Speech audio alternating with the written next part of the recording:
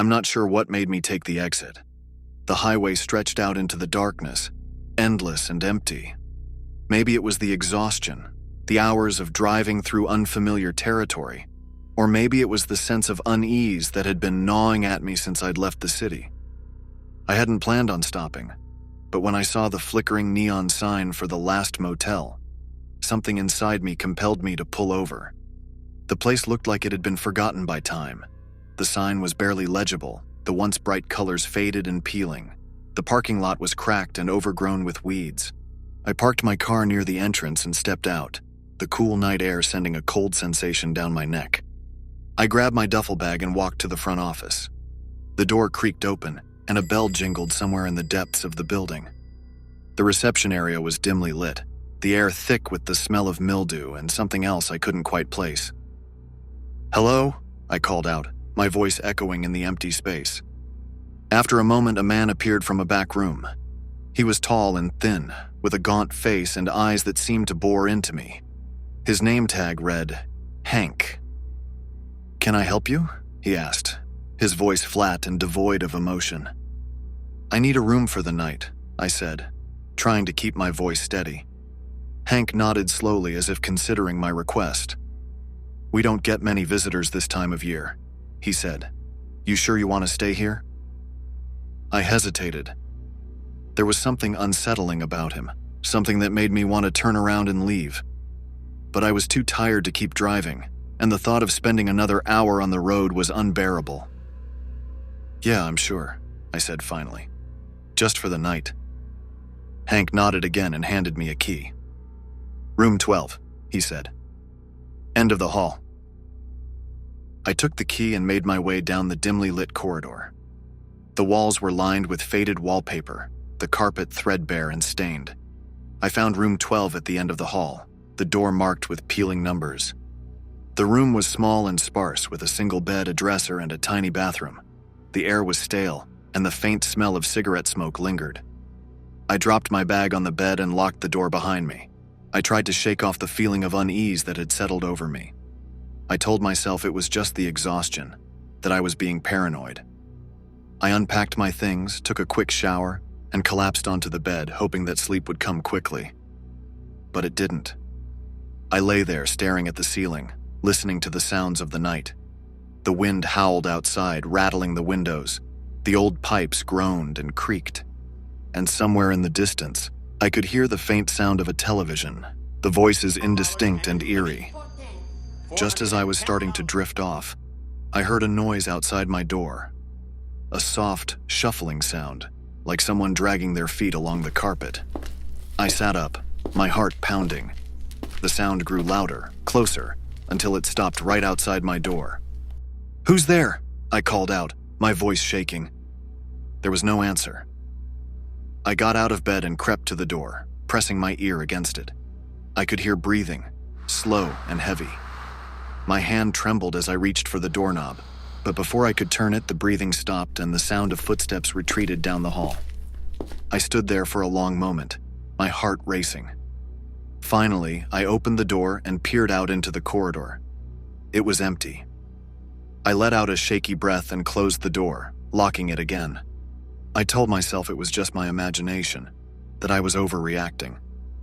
But as I lay back down, I couldn't shake the feeling that something was very wrong. I glanced at the clock on the nightstand. It was just past midnight.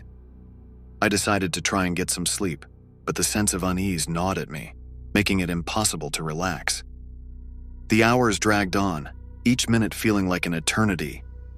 I tossed and turned, unable to escape the feeling that I was being watched.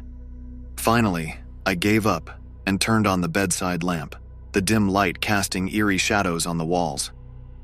I got out of bed and paced the small room, trying to shake off the feeling of dread. I glanced out the window, but all I could see was darkness.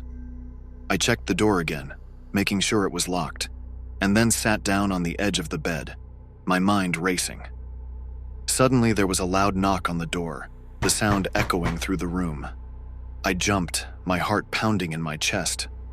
The knock came again, louder this time.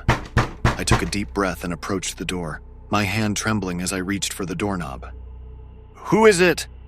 I called out, my voice barely above a whisper.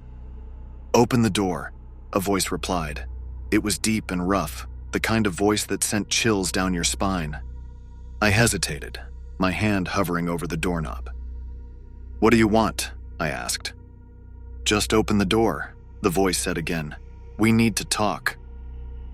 Something about the tone of his voice made me uneasy. I glanced around the room, looking for something I could use to defend myself. My eyes landed on the heavy lamp on the nightstand. I grabbed it and held it behind my back as I slowly unlocked the door and opened it a crack. Two men stood in the hallway. The one who had spoken was tall and broad-shouldered, with a shaved head and a thick beard. The other was shorter and thinner, with long, greasy hair and a nervous look in his eyes.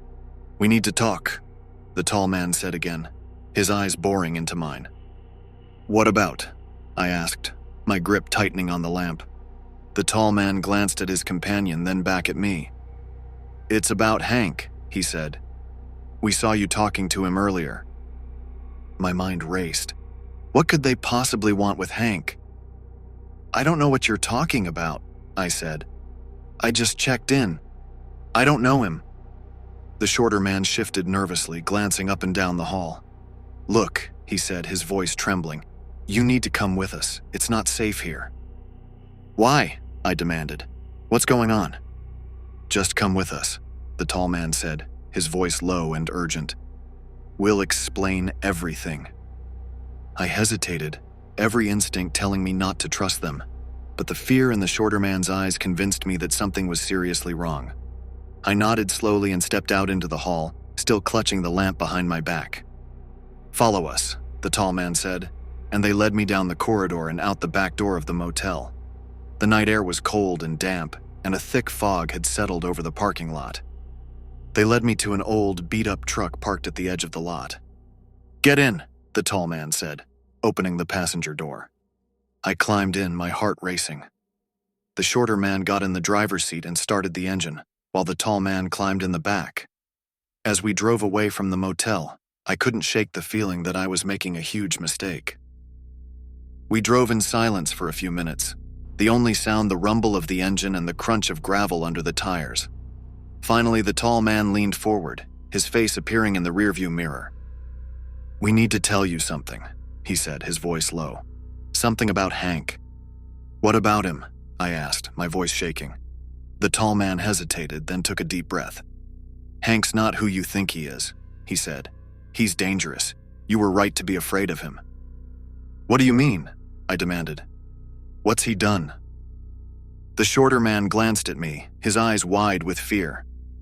"He's killed people," he said. "Travelers like you. They check in and they never check out." A chill ran down my back. "Why didn't you go to the police?" I asked. The tall man shook his head. "The police are in on it," he said. "They cover for him. We're the only ones who know the truth." I didn't know what to think. Everything they were saying sounded insane, but the fear in their eyes was real. I glanced out the window, the dark landscape rushing past in a blur. "Where are you taking me?" I asked, my voice trembling. "Somewhere safe," the tall man said. "We have a place. You'll be safe there." I wasn't sure if I believed them, but I didn't have much choice. We drove for what felt like hours, the road winding through dense woods and empty fields. Finally, we pulled up to a small run-down cabin at the edge of the woods. "Here we are," the tall man said, climbing out of the truck. "Let's go inside." I followed them into the cabin, my heart pounding. The inside was just as run down as the outside, with peeling wallpaper and broken furniture. The tall man gestured for me to sit down on the couch. "Wait here," he said. "We'll be right back." They disappeared into another room, leaving me alone. I sat there, my mind racing. I didn't know what to believe. Was Hank really a killer, or were these men just trying to scare me? And why had they brought me here? After a few minutes, the men returned, carrying a box. The tall man set it down on the coffee table and opened it, revealing a collection of old photographs and newspaper clippings. "These are the people Hank's killed," he said, spreading the photos out on the table. "We've been tracking him for years." I picked up one of the photos, my hands shaking. It showed a young woman smiling at the camera. The date on the back was from 3 years ago. "She checked into the motel," the tall man said. "She never checked out." I looked through the other photos, each one telling a similar story. Young men and women, all of them gone. The newspaper clippings detailed their disappearances, all of them linked to the last motel. "This can't be real," I said, my voice barely above a whisper. "How could he get away with this for so long?" The shorter man shook his head. "He's careful," he said. "He knows how to cover his tracks. But we've been watching him. We know his patterns." "Why did you bring me here?" I asked. "Why didn't you go to the police?" "We tried," the tall man said. "But like I said, the police are in on it. They won't do anything. We're the only ones who can stop him." I didn't know what to say. I felt like I was trapped in a nightmare, unable to wake up. I glanced at the door, wondering if I should try to run. The tall man seemed to read my mind. "You're safe here," he said. "But you need to stay. If you go back to the motel, Hank will find you. And he won't let you leave." I nodded slowly, trying to process everything they'd told me. It was too much to take in, too unbelievable. But the evidence was right in front of me, and the fear in their eyes was real. "We need to stop him," the tall man said. "But we can't do it alone. We need your help." "How?" I asked, my voice trembling. "We've been watching him for years," the tall man said. "We know his routines, his patterns. We need to catch him in the act, get proof, and we need you to help us." I shook my head, my mind reeling. "I don't know if I can do this," I said. "I'm not a detective. I'm just a guy who needed a place to sleep." The tall man put a hand on my shoulder. "You don't have to be a detective," he said. "You just have to help us get proof. We can do the rest." I didn't know what to say. Everything they were asking seemed impossible, but I knew I couldn't just walk away. If what they were saying was true, Hank was a monster, and he needed to be stopped. "Okay," I said finally. "I'll help you." The tall man nodded, a look of relief crossing his face. "Thank you," he said. "You're doing the right thing." We spent the next few hours planning our next move. The men explained Hank's routines, his habits, and how we could catch him in the act. It was risky, but it was the only way to get proof. As the sun began to rise, we set out, my heart pounding with fear and anticipation. We drove back to the motel, parking a few blocks away. The men had surveillance equipment, and we set up a hidden camera near the office. We watched from the truck, the tension thick in the air. The minutes ticked by, each one feeling like an eternity. Finally, we saw Hank appear, his expression as cold and emotionless as ever. "He's going to check the rooms," the tall man said. "This is our chance." We waited until Hank disappeared down the corridor, then slipped out of the truck and made our way to the office. The shorter man picked the lock, and we slipped inside, our hearts pounding. We searched the office, looking for any evidence that could link Hank to the disappearances. It didn't take long to find what we were looking for. In a locked drawer, we found a collection of keys, each one labeled with a room number and a date. "This is it," the tall man said, his voice trembling with excitement. "This is the proof we need." We took photos of the keys and the labels, documenting everything. As we worked, I couldn't shake the feeling that we were being watched. I glanced around the office, my heart pounding. Suddenly, the door burst open and Hank stood there, his eyes blazing with fury. "What are you doing?" he demanded, his voice cold and menacing. "We know what you've been doing," the tall man said, his voice steady. "We have proof. The police will have to listen now." Hank's expression didn't change. He stepped forward, his movements slow and deliberate. "You shouldn't have come back," he said, his voice low and dangerous. "You should have stayed away." My heart raced as Hank advanced on us. I grabbed the nearest object, a heavy stapler, and held it up in front of me. "Stay back," I warned, my voice shaking. Hank stopped, his eyes narrowing. "You don't understand," he said. "You're in over your head." The tall man stepped forward, his expression determined. "No, he said. "You're the one who doesn't understand. We're going to stop you." Hank's eyes flashed with anger and he lunged at us. The room erupted into chaos, the sounds of struggle echoing through the office. I swung the stapler, hitting Hank in the side of the head. He staggered back but didn't go down. The tall man grabbed Hank from behind, trying to hold him down. The shorter man and I rushed to help, but Hank was strong, stronger than any of us had anticipated. He threw us off, his eyes blazing with fury. "You think you can stop me?" he snarled, his voice filled with rage. "You have no idea who you're dealing with." We fought with everything we had, the room a blur of movement and noise. I grabbed a heavy book and swung it at Hank, hitting him square in the chest. He stumbled back, and the tall man tackled him to the ground. "Hold him down," the tall man shouted. "We need to tie him up."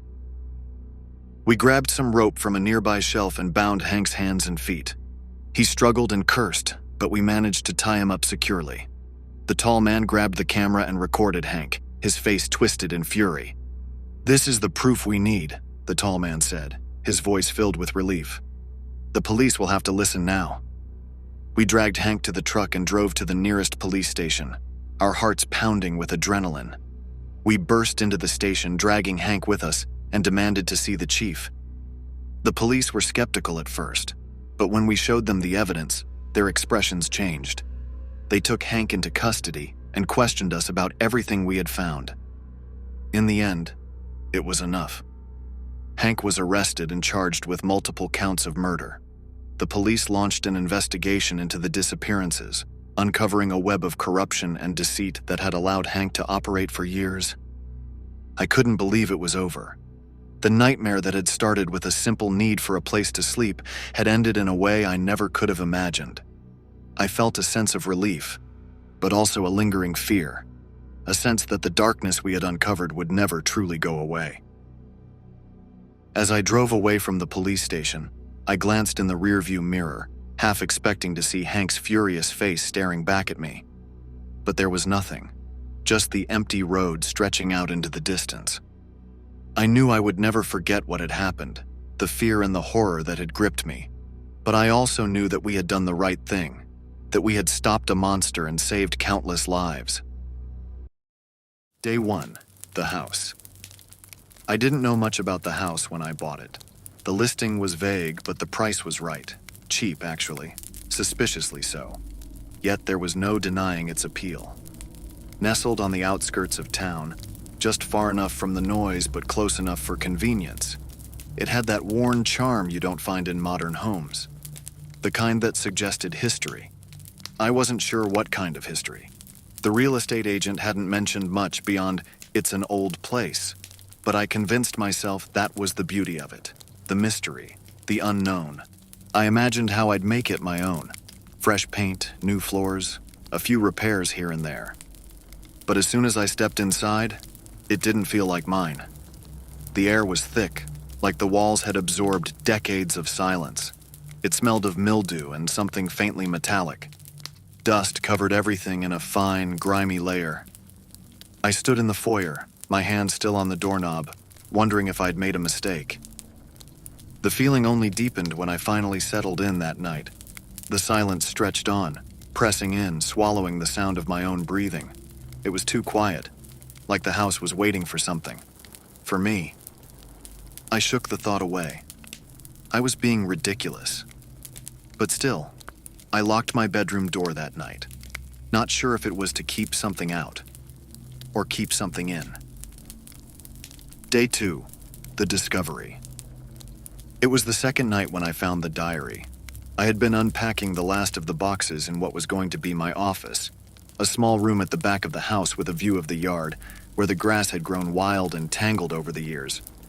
It wasn't much, but it had potential. That's when I saw it, wedged deep in a corner of the built-in bookshelf. It was so far back that at first I didn't even notice it. The flashlight beam caught a dull glimmer of leather beneath the dust. I pulled it out, my fingers brushing over the cracked spine, and sat down at the desk to examine it. It was old, clearly. Older than the house itself, maybe.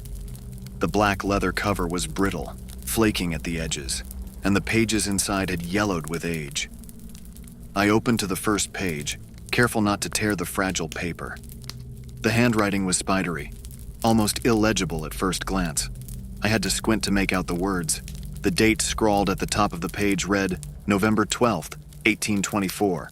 My pulse quickened. The thought of holding something so old, so untouched by time, excited me. I had always loved history, and now I held a small piece of it in my hands. I turned the page, drawn in despite the hour. The entries started out mundane enough. The writer, Samuel, as he called himself, wrote about his daily life, tending to the land, the long hours of labor, the cold winters. He mentioned his wife, his children, though his descriptions of them were strangely detached. There was no warmth in his words, no affection, just the barest acknowledgement of their existence. As I read, a growing unease settled in the pit of my stomach, but I ignored it. It was just a diary, after all. Nothing more. Right? Day 4. The dreams. The next few days blurred together.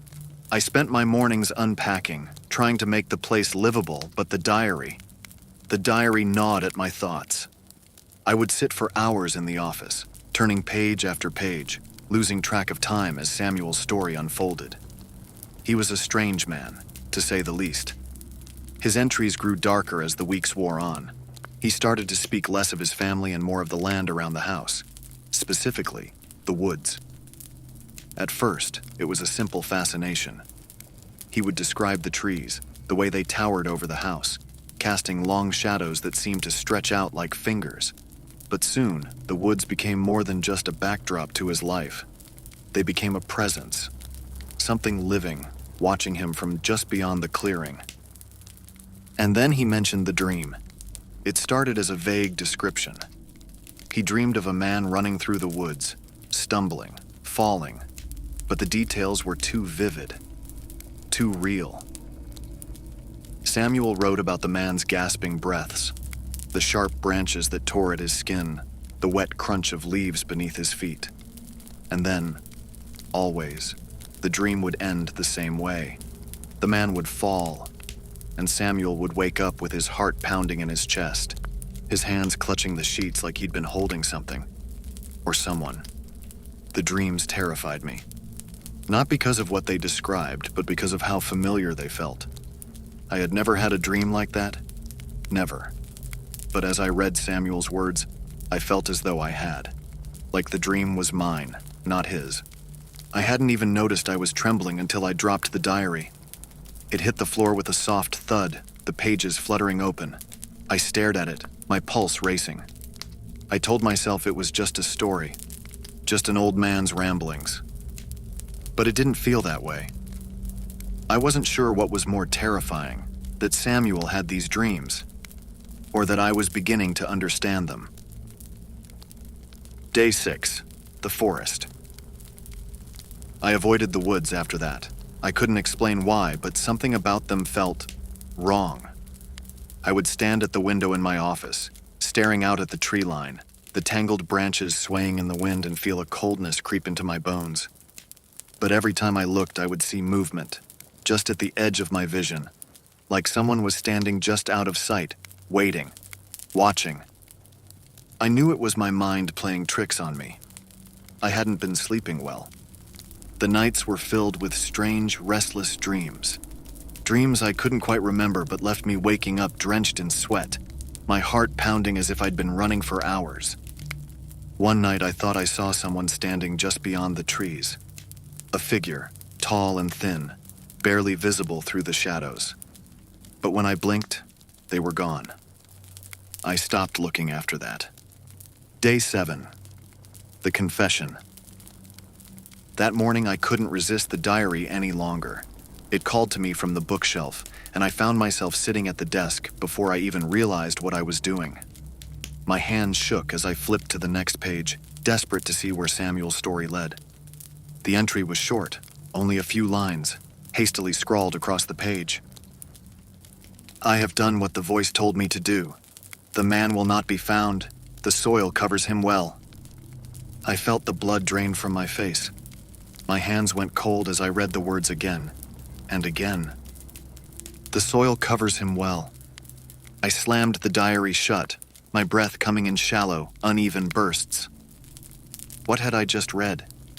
Had Samuel murdered someone? The thought alone made my skin crawl. I wanted to throw the diary into the fireplace, to burn it and pretend I had never found it. But instead, I found myself staring out the window again. The woods seemed to stretch closer, the trees leaning in like they were listening. Something told me to go outside, to check the yard, to dig, but I didn't, not yet. Day 9. The backyard. I lasted 2 more days before I finally gave in. The words from the diary echoed in my mind like a mantra. The soil covers him well. I couldn't take it anymore. I grabbed a shovel from the shed and walked to the backyard, my feet heavy, my stomach churning with dread.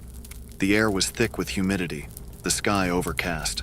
Thunder rumbled in the distance as I approached the spot where the grass had grown unnaturally tall, the weeds tangled together in thick knots. I started digging, the shovel slicing into the earth with a sickening thunk. At first, I thought I had imagined it. The shovel hit something solid, but when I knelt down and scraped the dirt away with my hands, I saw it. An old, worn leather boot, half buried beneath the soil. I recoiled, my heart hammering in my chest. I stared at the boot, the shape it made beneath the earth, unmistakably human. I ran back inside, slamming the door behind me. I felt sick, dizzy. This couldn't be real. It couldn't be happening. But it was. Day 12. The descent. I stopped leaving the house after that. The world outside felt too big, too loud, too real. I couldn't face it, not with what I knew. The diary was the only thing that made sense anymore, the only thing that felt familiar. I read it obsessively, losing myself in Samuel's words, his confessions. He had killed them, the travelers, the drifters. He buried their bodies beneath the trees, in the yard, in the places where no one would ever find them. I was losing track of time. Days blended together in a haze of sleepless nights and frantic reading. The house groaned around me. The walls seemed to close in. Sometimes I thought I heard footsteps in the hallway. Sometimes I thought I saw something, someone, moving at the edge of the woods, just beyond the window. A dark shape, flickering in and out of sight. But whenever I looked, there was nothing. Only the trees, swaying in the wind. Day 15. The final entry. I finished the diary last night. I didn't want to, but I had no choice. The words were pulling me in, dragging me down into their depths, into Samuel's mind, his madness. The final entry was dated April 15th, 1826. In it, Samuel described the last of his killings, the final offering he made to the voice that had been guiding him. But then, scrawled in the margin, there was a note. A frantic, desperate message, written in shaky handwriting. I am not alone. There is blood on my hands, but it is not mine. I must finish what I started. I dropped the diary, my breath catching in my throat. The words swirled in my mind, twisting, warping. What did he mean? Finish what I started. What had he started? I didn't sleep that night. I couldn't.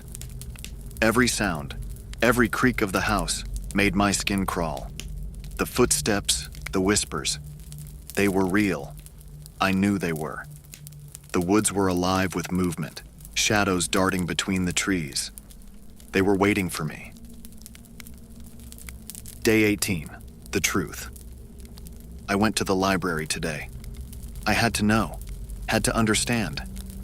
The town records were old, but I found what I was looking for. In 1826, a man named Jonathan Price had been executed for the murder of 6 people.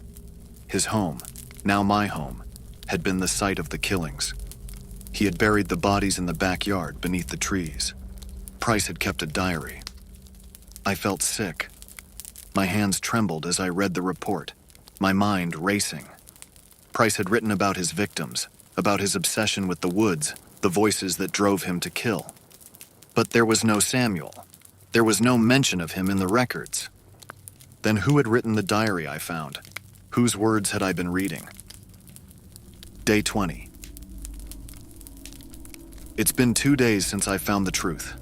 2 days since everything came crashing down around me. There was no Samuel. There never was. The diary I found, it wasn't Samuel's. It wasn't Jonathan Price's. It was mine. The memories are coming back now in fragments, in flashes. The blood, the bodies, the shovel in my hands. I buried them. I buried them all. The house isn't haunted by the past. It's haunted by me. I hadn't planned on stopping, but something about the road ahead seemed to pull at me, like the long fingers of the trees reaching across the sky. The trees grew thicker, darker, and closer as I drove deeper into the old back roads of the South. The air was heavy with moisture, thick and oppressive, clinging to my skin like a wet blanket. I had been driving for hours, trying to escape a city that seemed to want nothing more than to swallow me whole. The breakup, the job I lost, the mounting debt, all of it pushed me to take this trip, away from the suffocating pressure of urban life. The house I had inherited from a distant uncle had seemed like a chance to start over, a place of escape and quiet in the rural South. But nothing about this road felt quiet. I glanced at my phone again. No service. It hadn't picked up a signal for miles now, but it still felt like a lifeline. I gripped the steering wheel tighter, trying to shake the feeling that I was being watched, though there was nothing out there except shadows. But there was something, wasn't there? The silence around me was thick. No sound of birds, no rustling in the trees, just the distant hum of the engine and my own breathing. The sun was beginning to set, casting long purple shadows across the road. As the darkness crept in, the trees seemed to grow denser, more like a wall than a forest. Suddenly, I saw it. A flicker of movement in the periphery of my vision. Something, or someone, darted across the road just ahead of me, so fast I couldn't be sure it was real. My heart lurched in my chest, my foot slamming on the brake. The car jerked to a stop, the road beneath my tires crunching with an abrupt halt. My breath caught in my throat as I scanned the woods.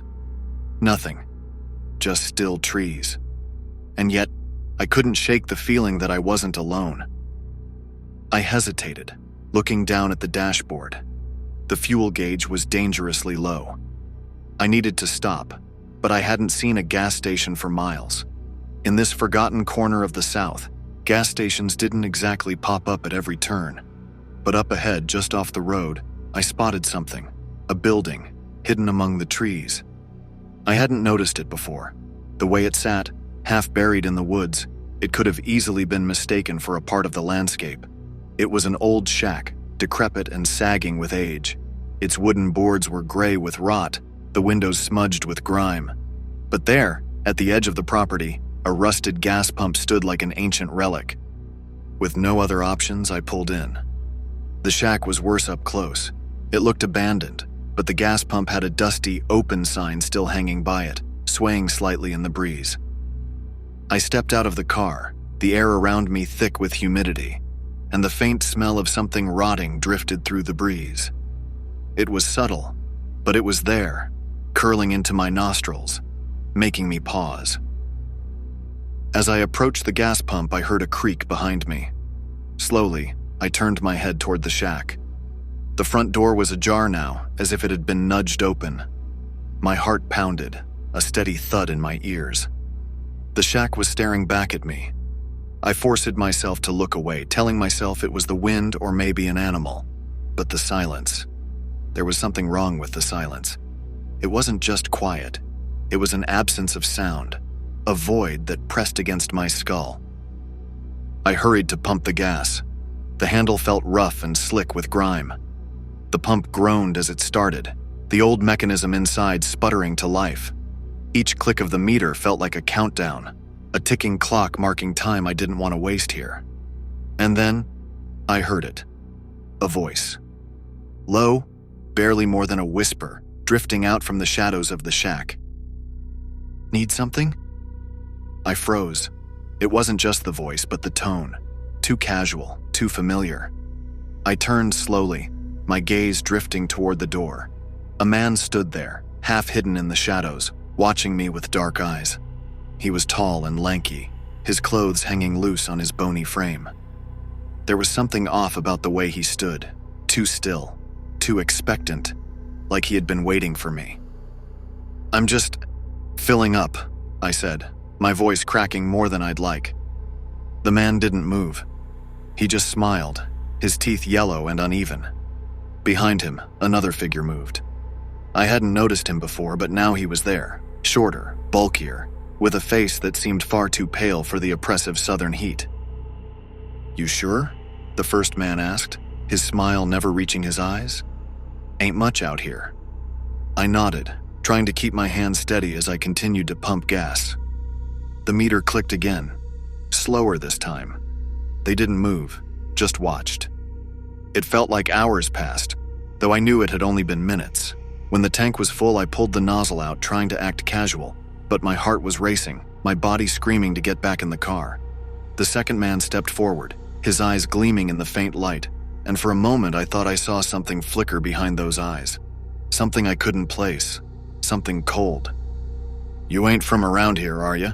he asked, his voice low and rough.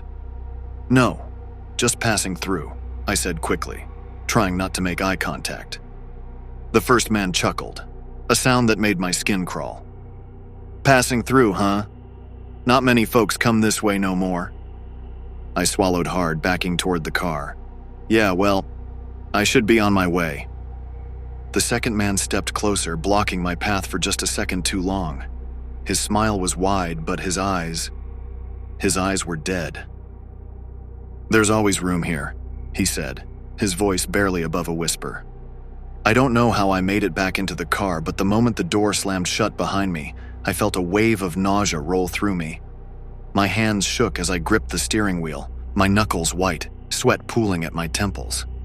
The engine sputtered to life and I peeled out of there, gravel kicking up behind me. But even as I sped down the road, I couldn't shake the feeling that something had followed me. I glanced in the rearview mirror, expecting to see those two men standing in the road watching me. But they weren't there. The trees rushed past me, the shadows growing longer, the sky darkening into a deep, oppressive blue. The road stretched on forever, twisting and turning in ways that felt unnatural. The air seemed thicker now, harder to breathe, and the sense of dread that had gripped me at the shack only grew worse. I drove for what felt like hours, my eyes scanning the road, my hands trembling on the wheel. And then, just as the sky turned pitch black, I saw it. A small, dilapidated motel on the side of the road. The neon sign flickered weakly, casting an eerie red glow over the empty parking lot. I didn't have a choice. I had to stop. My body was exhausted, my mind frayed. I pulled in, parking far from the entrance. The windows of the motel were dark, and I hesitated before getting out of the car, the night pressing in on me from all sides. I needed to rest, just for a few hours. Then, I'd be back on the road, away from this place. Inside the motel lobby, the air was stale, thick with dust and something else I couldn't quite place. The man behind the desk didn't look up as I approached, his face hidden beneath a shadowy hat. When he finally did glance up, his eyes were bloodshot and his smile sent a cold feeling through my body. "Just one night?" he asked, his voice raspy. "Yeah, just one." He slid a key across the counter without another word, his fingers lingering on it for a moment too long. I took the key and hurried to my room, my mind racing. The hallway stretched out before me, long and narrow, the lights flickering ominously overhead.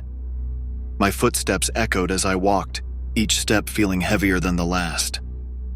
The door to my room creaked as I pushed it open. It was small, a single bed, a broken lamp, a cracked mirror on the wall. The window was covered in a thick layer of grime, barely letting in any light from outside. I dropped my bag on the bed and sat down, rubbing my temples. That's when I saw it.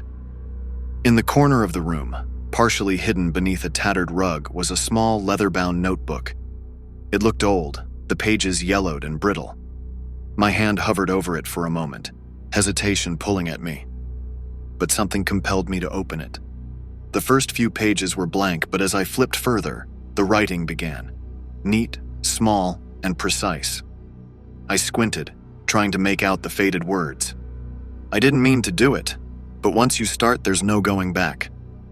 The handwriting was shaky, as if whoever had written it was struggling to keep their hand steady. My breath hitched in my throat as I turned the page, each line sending a shiver down my spine. It was dated July 17th, 1956.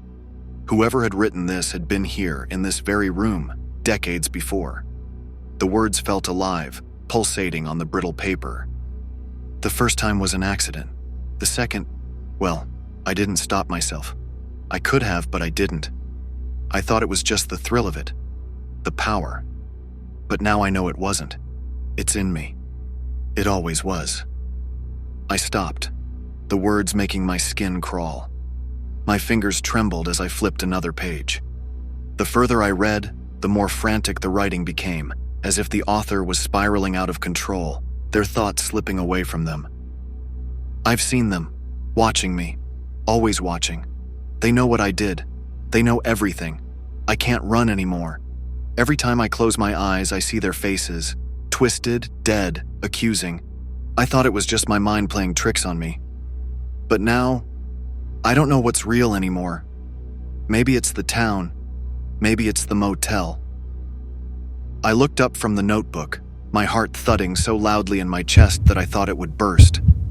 The room felt smaller now, the walls closing in. I could hear the distant hum of the motel's neon sign buzzing faintly outside. But inside, the silence was suffocating. The feeling that I was being watched crept back in, stronger now. My eyes darted around the room, landing on the cracked mirror in the corner. The reflection in it looked wrong, distorted, like something was off. But I couldn't put my finger on it. I stood up slowly, moving toward the mirror, my pulse quickening with each step. I wasn't alone. In the reflection, behind me, there was something, a shadow, shifting just beyond my field of vision. I spun around, my eyes searching the room, but there was nothing. The corners of the room were empty, the flickering light casting strange patterns on the walls. But I knew I had seen something. My chest tightened. I grabbed the notebook and flipped toward the end, the pages growing more erratic, the words sloppier, as if written in haste. They're coming. I can hear them in the walls. It wasn't supposed to be this way. I thought I could outrun it. But it's too late. It's always been too late. They're here. My breath came in shallow gasps as I slammed the notebook shut and backed away from the mirror. My legs felt weak, my mind racing. Something was wrong with this place, this motel, this room. I could feel it, deep in my bones, like a chill that seeped into my marrow. I grabbed my bag ready to leave when I heard it, a faint tapping. It was soft at first, barely audible, but then it grew louder, more insistent.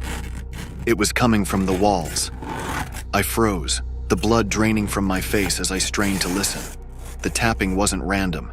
It had a rhythm, like someone or something was trying to get my attention.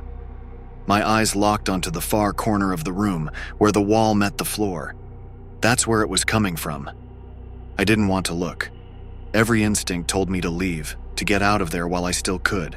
But my feet carried me forward, my body moving on its own.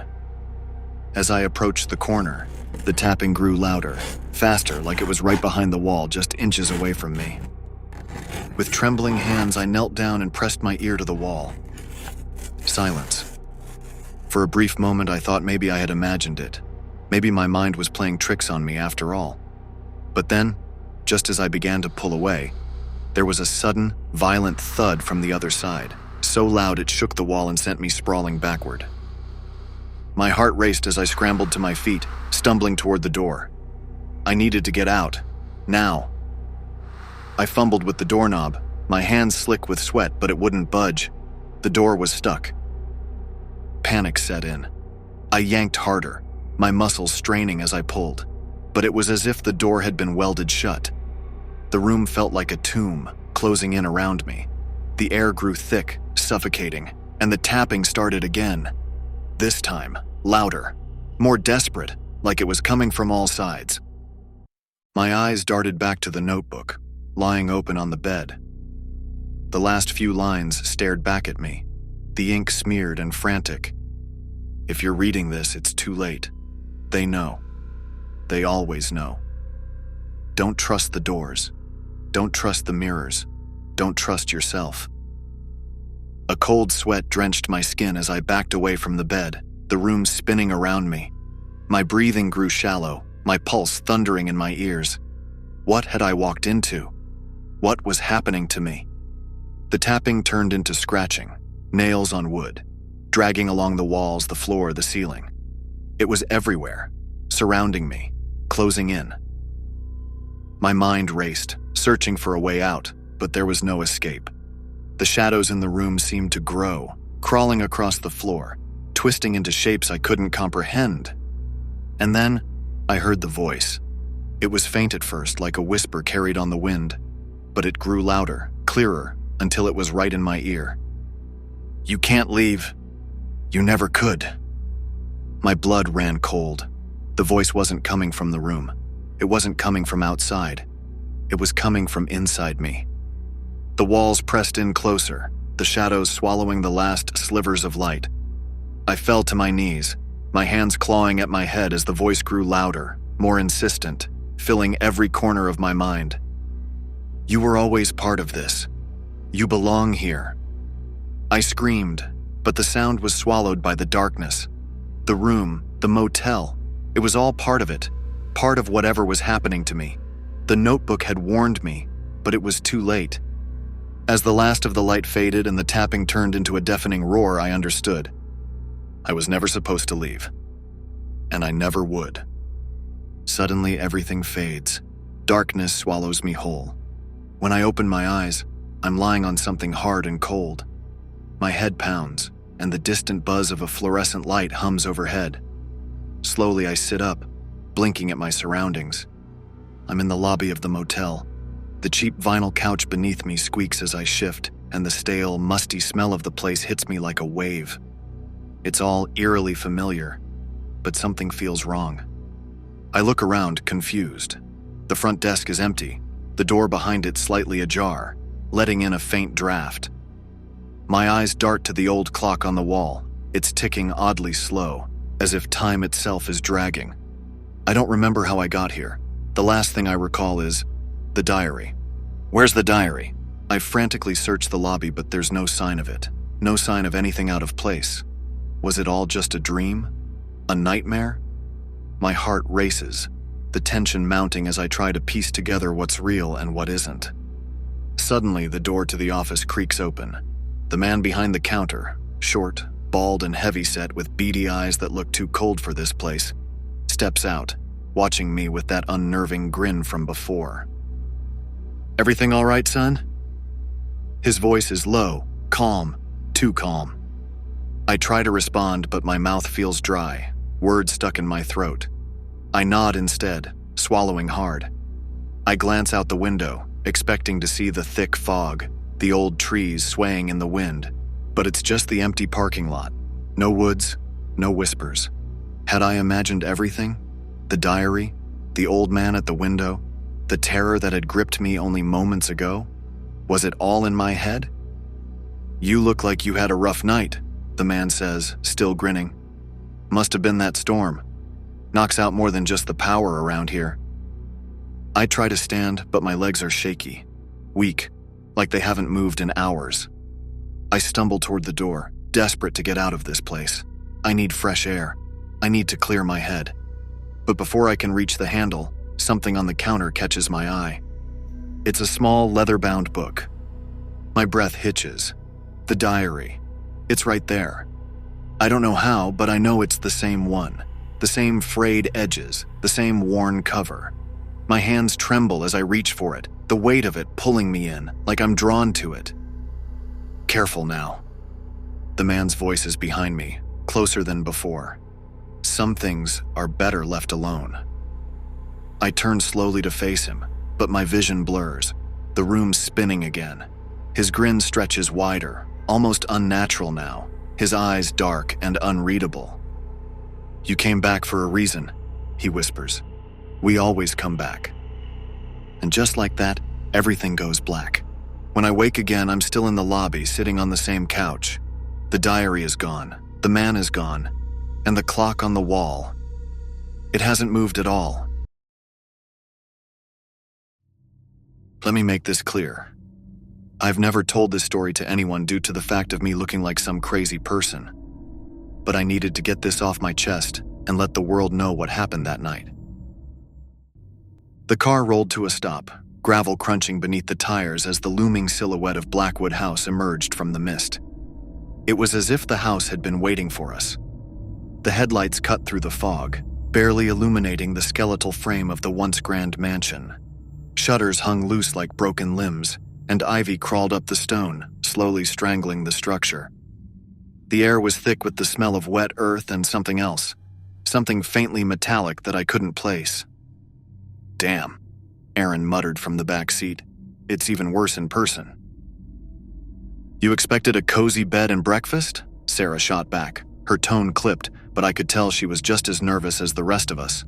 Her knuckles were white, gripping the strap of her backpack. Thrill-seeking was her idea after all. But now that we were here, I could see the doubt creeping into her eyes. "Come on, this is what we came for." I turned off the engine and let the silence settle around us. No one moved. The anticipation was palpable, like a drawn breath waiting to be released. I glanced at Max in the passenger seat. He was always the calm one, the skeptic. But tonight he seemed distant, staring out at the house as if trying to solve a puzzle only he could see. "I don't know, man," Max finally said. "This place, it feels wrong." "Exactly," I replied, forcing a grin. "That's the point." We piled out of the car, our shoes sinking into the muddy ground as we approached the gate. The house loomed above us, every step toward it feeling heavier, as though we were walking into something alive. We had all done the research, extensive research, in fact. That's what drew us here. The stories about the Blackwood family were part of Southern folklore. Mysterious disappearances, tragic deaths, rumors of occult practices. The kind of stories that thrill-seekers like us lived for. But standing here now, I wasn't so sure. The front door was swollen with moisture, the wood warping under the years of neglect. Aaron gave it a hard shove and it groaned open, the sound echoing in the emptiness beyond. We stepped inside, our footsteps loud against the creaking floorboards. The house smelled of decay and something ancient, like dust that had never been disturbed. "This place is massive," Sarah whispered, her voice bouncing off the high ceilings. The foyer stretched out before us, an intricate chandelier hanging precariously above, its crystals dulled by years of grime. A grand staircase wound up into the shadows, and doorways yawned open on either side, leading into rooms swallowed by darkness. We stood there for a moment, unsure of what to do next. It felt as though the house was watching us, assessing its new occupants. "Let's set up," I suggested, more to break the silence than anything. We didn't drive all this way to stand in the entrance. We made our way into the parlor where faded wallpaper peeled from the walls, revealing dark stains beneath. Aaron, always the most practical, pulled out his phone and began recording. "Might as well document this," he said. "Who knows, maybe we'll catch something on camera." We all laughed, but it was forced, the sound hollow in the cavernous room. Max wandered over to the fireplace, running his hand along the stone mantel. "You really believe all those stories? The family killing each other? The whole cursed land thing?" "I don't know," Sarah answered. "But people believed it. There were documented disappearances. The Blackwoods just vanished." "Maybe they left," Aaron said. "Ran off to start a new life somewhere." "Or maybe," I interjected, "they're still here." We all exchanged uneasy glances. That was the unspoken fear, wasn't it? The thought that the house wasn't empty, not really. That something lingered here, unseen but watching, waiting.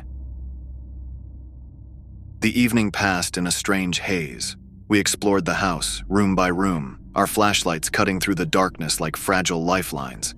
Each room seemed worse than the last. The walls bore old scars, claw marks, deep scratches as if something had tried to claw its way out.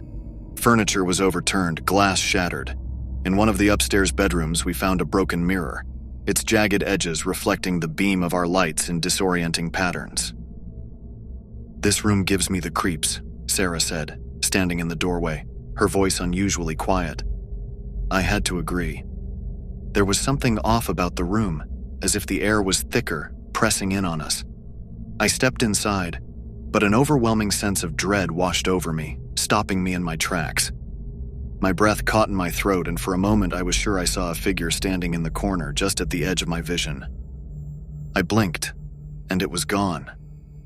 "I think we should stick together," Max said, his usual bravado faltering. "I'm not scared," Aaron scoffed, but even he seemed on edge, his eyes darting to every shadow. "It's just an old house." But it didn't feel like just an old house. There was a presence here, something we couldn't see but could feel. The air buzzed with static, the floor creaked with every step, as if the house itself was shifting beneath us. Night fell quickly, and with it came the storm. Wind howled through the broken windows, rattling the shutters like bones shaking in their sockets. Rain lashed against the house, the sound like whispers in the darkness. We gathered in the living room, lighting a few candles to fight back the oppressive shadows. The storm felt alive, as if it was trying to break in, to claim us. Max had become unusually quiet.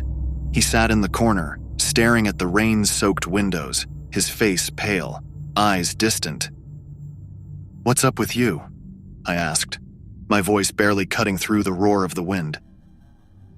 He didn't answer at first. Then he whispered, "I think I've been here before." "What? We've never—" "Not in this life," he cut me off, his voice hollow. His gaze drifted toward the dark hallway. "I've seen this place. In dreams." Things started happening fast after that.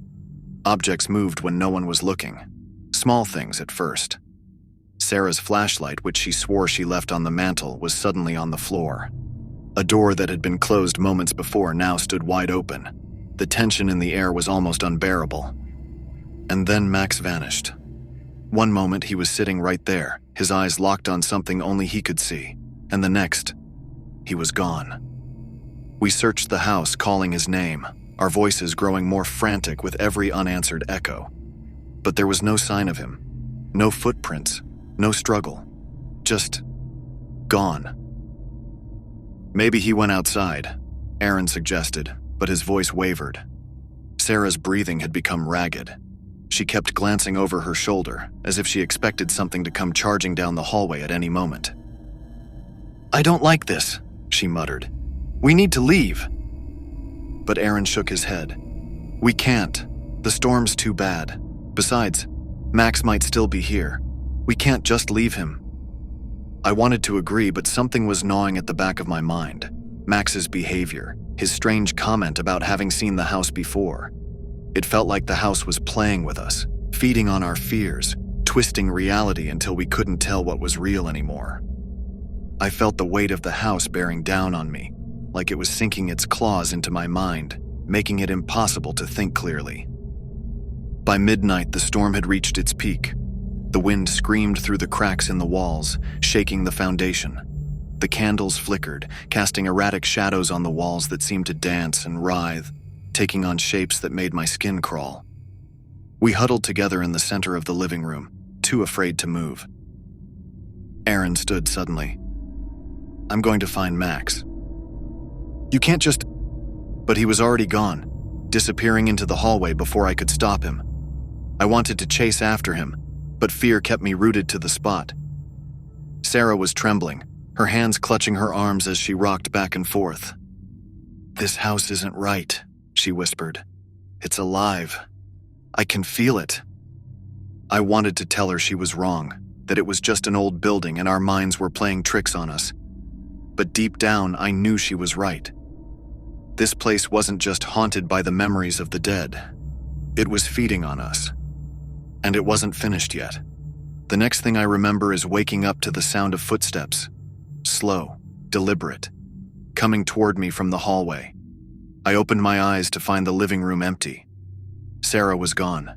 The candles had burned down to stubs, and the darkness pressed in around me. The footsteps grew louder, closer.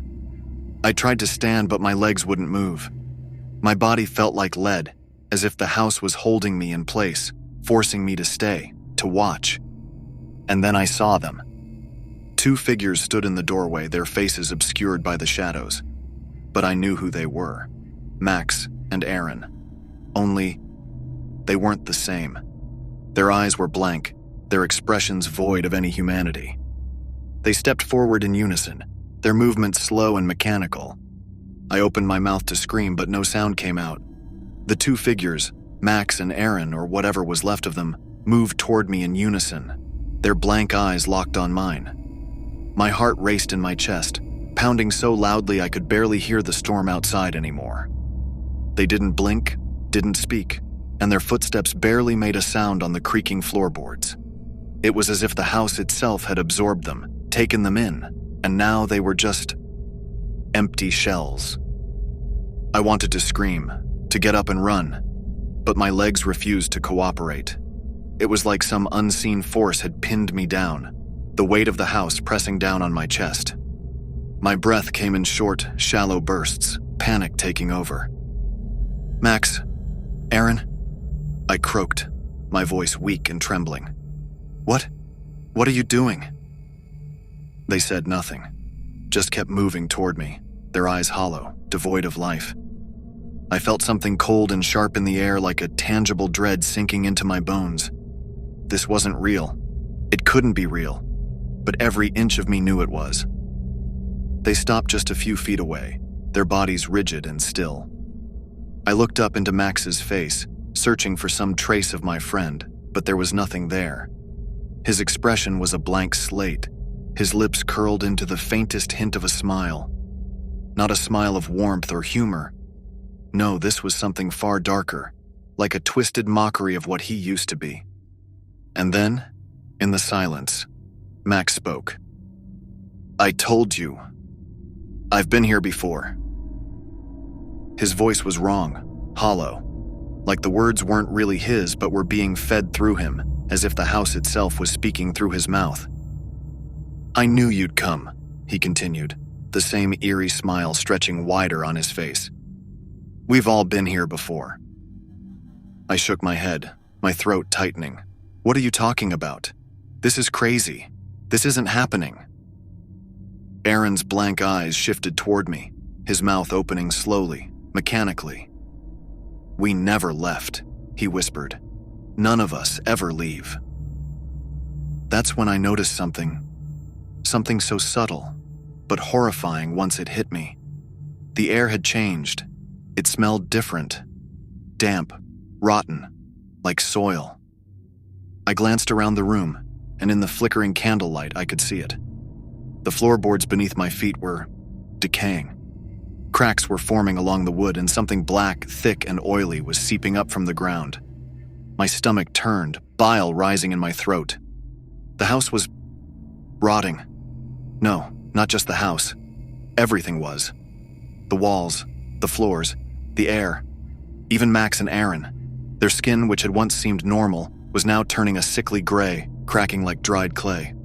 I tried to move, tried to push myself up, but my body felt like it was glued to the spot. I couldn't escape. I couldn't even scream. I was stuck in the nightmare, trapped by whatever curse this place held. "Sarah," I whispered, barely able to get the words out. "Where's Sarah?" Max's head tilted, almost as if he were considering my question, and then he pointed toward the stairs. His movements were slow, deliberate, like a puppet on strings. "Upstairs," he said softly. "She's waiting for you." My heart sank. I didn't want to go upstairs. I didn't want to see whatever was up there, but I knew I had no choice. Whatever was happening here, it wasn't going to stop. Not until it had claimed all of us. Max and Aaron stood there waiting, their eyes still locked on me. I forced myself to stand, my legs trembling beneath me, and made my way toward the staircase. Each step felt like it took a lifetime, the air growing heavier, thicker, the deeper I went into the house.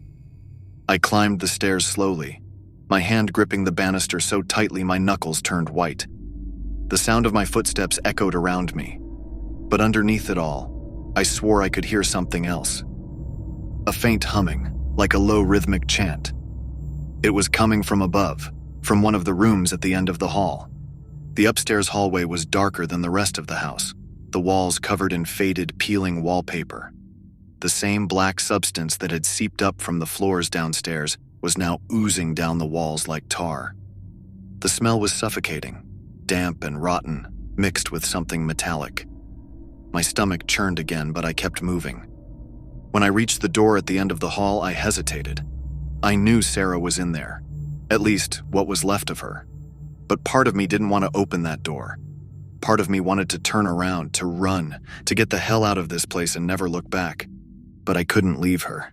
Not without knowing. With a deep breath, I turned the knob and pushed the door open.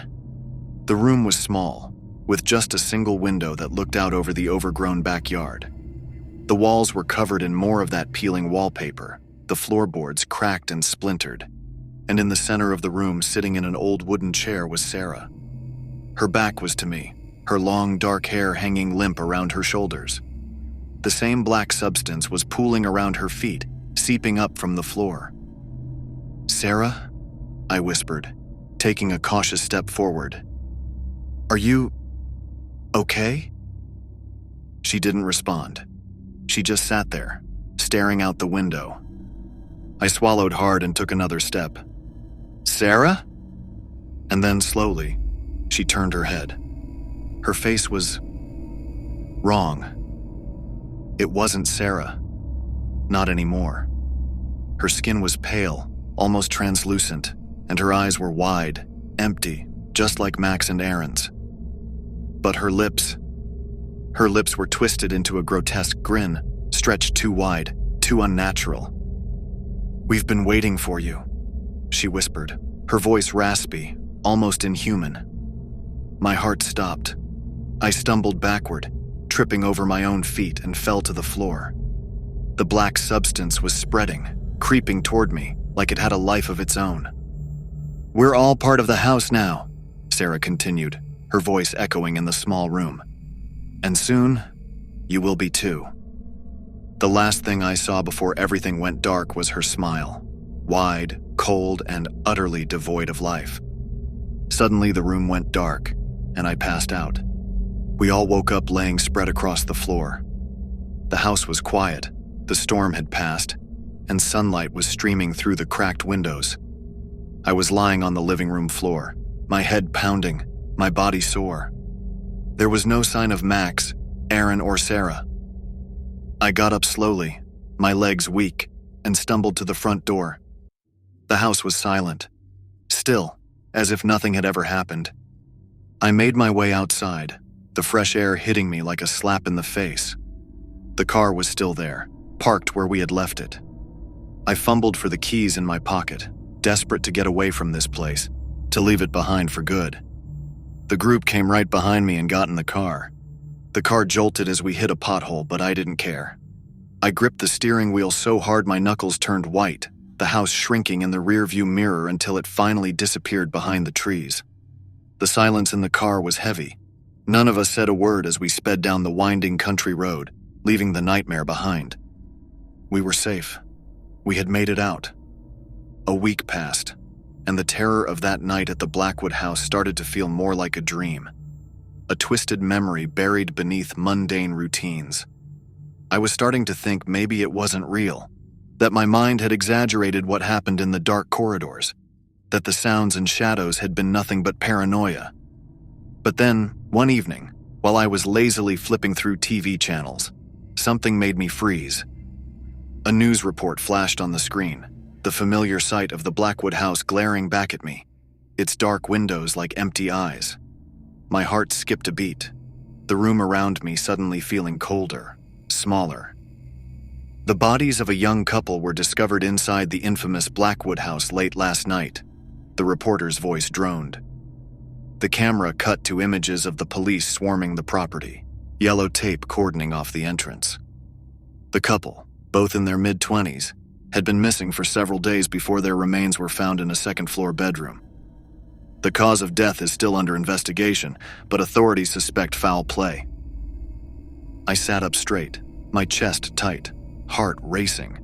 I recognized the faces they showed next on the screen, a photo of the couple, smiling in happier times. It was the same couple we had seen earlier that night at the gas station before we'd headed toward the Blackwood house. They had been standing beside their car, filling up just as we were. I remembered the woman's nervous laughter, the way the guy had joked about them checking out the haunted house like it was a game. My stomach churned as a wave of dread washed over me. They had gone to the house. They hadn't made it out. The reporter continued, "The house has long been the subject of local legends, and some believe it to be cursed after a series of mysterious deaths dating back to the 19th century." The screen flashed back to the eerie facade of the house, then to the couple's faces, smiling, alive. Suddenly, the air in the room felt suffocating. It hit me all at once. We had gotten out. But what if we hadn't? What if something had followed us, or worse, let us go, only to claim them instead? I reached for my phone and dialed Sarah. It rang 3 times before she picked up. "Hey," she said, her voice a little too calm. "Did you see the news?" "Yeah." My voice was shaky. "It's the same couple, isn't it?" She hesitated before replying, "Yeah, it is." I could hear the fear in her voice matching my own. What if... I couldn't finish the sentence. I didn't want to say it aloud. I didn't want it to be real. What if we were supposed to die in there? Sarah's voice was barely a whisper. What if we were just lucky? I felt the same chill that had gripped me in the house creep back into my bones. My mind raced, replaying every moment, every strange noise, every shadow, every breathless second we spent in that cursed place. It was as if we had passed some test without even knowing it. The news report ended, but the sense of unease stayed. I couldn't shake the feeling that our escape wasn't complete, that the Blackwood house hadn't finished with us yet. The screen flickered off, leaving me alone in the dark room. I glanced at the shadows in the corners, at the reflection in the window, half expecting to see something standing there, watching. I don't tell this story because I want to. I tell it because I have to. Some nights I wake up, drenched in sweat, still hearing their voices echo in my head. The faces, their faces when they realized. But no one believes me. Not really. They all think I've gone a little mad from it. And maybe I have. Wouldn't you? So this is the only time I'll say it, and the last time I'll speak of it. After this, you'll either believe me or you won't. I don't care. It happened. I lived it. That's all I know. Here's what happened to me and what happened to them. We were supposed to be just another group of weekend adventurers. 5 of us, ready to disconnect from everything and lose ourselves in nature for a few days. We wanted an experience, something off the beaten path, something different. How stupid that sounds now. It started out well enough. The weather was perfect when we left that morning. Early spring, with the sun filtering through the trees like golden threads. We drove for hours, our truck bouncing along the empty backroads of the South. No GPS. Just an old map my friend Tom found somewhere online, marking this hidden trail no one knew about. It wasn't long before the road stopped making sense. The asphalt cracked, the trees thickened. It felt like we were driving into the forest's mouth. Then we saw the sign. Carter's Ridge. 5 miles. That wasn't on our map, but Shy Tom, he was always the adventurous one, said we should follow it. Could lead to something cool, he said, with that wild glint in his eyes. We turned off the main road and started climbing. The deeper we went, the quieter it got. Not just the kind of quiet you find in the woods, but the kind that makes your skin crawl. By the time we reached the top, dusk had settled over the ridge, and I felt something heavy hanging in the air, something I couldn't shake. We found the hotel by accident. It wasn't on the map. Hell, it wasn't anywhere. There it stood, a hulking thing made of old rotting wood with peeling white paint, like it had been abandoned for decades. A single flickering neon sign outside said, Vacancy. "Are we seriously going to stay here?" Jess asked, her voice edged with doubt. She always had better instincts than the rest of us. I should have listened to her. But Tom said it'd be fun. "Just one night," he insisted. "Besides, look at this place, it's perfect." Reluctantly, we agreed. There was nowhere else for miles anyway. Inside, the hotel was surprisingly clean. At least cleaner than you'd expect from something that looked like it was one storm away from collapse. A woman stood behind the counter, her hair pulled back tight, a smile that didn't quite reach her eyes. She gave us our keys without a word. Each room felt different. Mine smelled damp, like the walls were sweating. The wallpaper was peeling, revealing layers of mold beneath. There was a window that wouldn't quite close, and the bed was an old iron frame creaking with every breath I took. But exhaustion caught up with us quickly. After a long day of hiking and driving, sleep was inevitable. That's when the dream started. I couldn't shake it, this feeling of being watched. Not just in the room, but everywhere. I kept hearing footsteps that weren't mine. At first, I thought it was one of the others getting up for water or using the bathroom. But when I peeked out into the hallway, it was empty, dead silent. The next morning, I brought it up over breakfast. The others just shrugged it off, but Jess was quiet. She kept picking at her food, staring out the window as though she'd seen something out there. "Didn't sleep much," she finally said, her voice low. Something was in my room. I could feel it, like breathing." Tom laughed. "Come on, Jess, it's an old place. Probably the pipes or something. No need to freak out." But she wasn't the only one. Dave mentioned hearing weird noises too, like someone dragging something heavy down the hallway in the middle of the night. Tom, as usual, brushed it off. "Just the wind. Let's get out there and hit the trail." We left the hotel behind, its sagging silhouette disappearing behind the thickening trees. The trail led us deeper into the woods, and by noon, we had completely lost the sound of the highway. There was nothing but the wind, the rustle of leaves, and our own breath. But something felt wrong. Even Tom was quieter than usual. Hours passed, but the path kept twisting, leading us in circles. That was the first sign. We should have turned back, should have retraced our steps, but Tom insisted we keep going. He always had to push things too far. It wasn't long after that we found the clearing. In the middle of the forest, surrounded by nothing but trees, there was a small shed, old, falling apart, its door barely hanging on its hinges. A pit formed in my stomach. There was no reason for it to be there. No trails, no roads, just there. Dave, always curious, went to check it out. That was the second mistake. Dave never came back out. We called for him, shouted his name, but nothing. It was like the forest swallowed his voice. I don't know why we didn't go in after him. Something held us back. Some primal fear rooted us in place, refusing to let us move. Tom tried to laugh it off. "He's probably just messing with us," he said, but his voice cracked.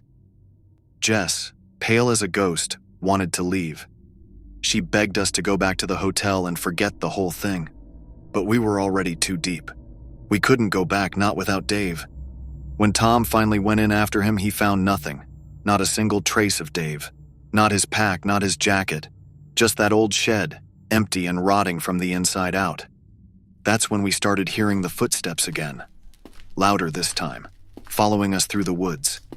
Shadows danced between the trees, just out of sight. Always there, but never close enough to see. We ran. I don't remember how long or how far. It felt like hours. The sun was already starting to dip below the horizon, and the forest was growing darker by the second. By the time we stumbled back to the hotel, it felt like we were being hunted. Something was out there, stalking us. I could feel its eyes on the back of my neck.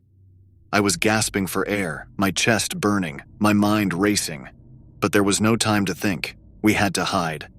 We bolted inside, slamming the door behind us. Tom was in full panic mode now, pacing the lobby, trying to get a signal on his phone. There was nothing, no service. The woman at the counter was still there, watching us with that same smile. Too calm, too composed. And then Jess, her voice barely a whisper, said, "Where's Dave?" We all froze. How had we not noticed it before? Tom had gone in after Dave. But where was he? That night the dreams came back worse than before. I couldn't breathe. Something was in my room, standing in the corner watching me. My skin crawled. I could hear it, the sound of metal dragging on the floor, slow and deliberate, like a butcher sharpening his blade. I bolted up, drenched in sweat, heart pounding, but the room was empty. The door, though, it was slightly open, just a crack. I hadn't left it like that. That's when I heard Jess scream. I ran down the hallway, my feet barely touching the ground, but when I reached her room, it was too late. Blood. So much blood. It soaked the walls, pooled beneath her bed, still warm. Jess was gone. Just gone. Tom was already there, standing over the mess, pale as a sheet. His hands were shaking, his eyes wide with disbelief. "We have to leave," he whispered. "We have to go now." We bolted for the lobby, but when we got there, the door was locked. No keys, no woman behind the counter. Just silence. Then the lights went out. It was pitch black. Tom was next to me 1 second, and the next, he was gone. I could hear him struggling, hear the sound of something wet and heavy hitting the floor. My mind was screaming, but my body refused to move. I just stood there, frozen in place, my breath shallow, my heart pounding in my ears. A voice, soft and smooth, whispered from the dark. "You should have stayed on the trail." I ran. I don't know how I got out. I don't know how I found my way through the dark. All I remember is the cold air hitting my face as I burst through the front door, the sound of footsteps. The forest swallowed me whole. I stumbled through the underbrush, branches clawing at my skin, roots tripping me up. I couldn't think straight. My mind was a chaotic jumble of fear and adrenaline. I could hear it, his footsteps. He was close, closer than I wanted him to be. I thought of Dave, of Jess. Where had they gone? Had he taken them? Was he still inside the hotel? The weight of dread pressed down on me as I ran deeper into the woods. I didn't know where I was going, only that I had to put as much distance as possible between me and that place. The air was thick with the scent of damp earth and rotting leaves. It was cold, the kind of cold that gnaws at your bones. I had no flashlight, no phone, nothing but the echoes of the forest surrounding me. I could hear the wind whispering through the branches, but above that there was a rhythm. The thud of footsteps. My pursuer was relentless. I was not just running from a man. I was running from death itself. Then I saw it. A faint glow through the trees. A light. My heart leaped. I had to reach it. I forced my legs to move faster, pushing through the undergrowth, my lungs burning. As I got closer, I realized it was a cabin, small and shabby. But it stood there like a beacon in the dark. The windows were illuminated from within, and I could see shadows moving. Someone was inside. Hope ignited in my chest as I stumbled to the door, pounding on it with all my strength. "Help, please, let me in," I shouted, panic and desperation lacing my voice. The door creaked open, revealing an older man with a scruffy beard and wild eyes. He looked me up and down, confusion mixing with concern. "What in the world?" "Please, there's a killer. I need to get inside." He hesitated for just a moment before stepping aside.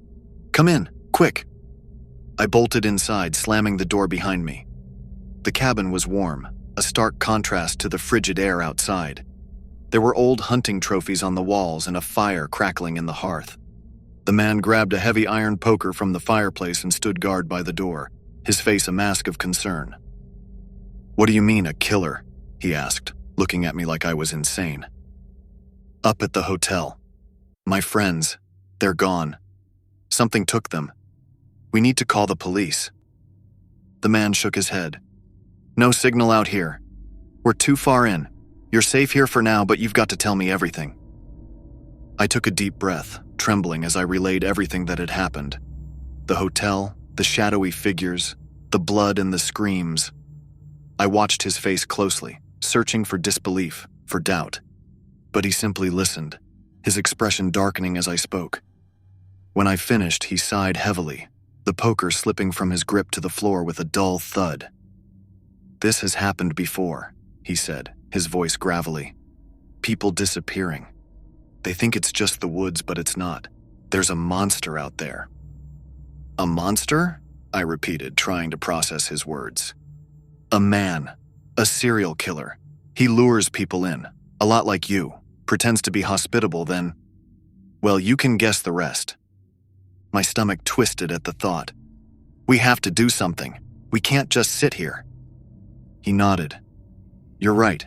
We need to gather some supplies, figure out how to get you out of here.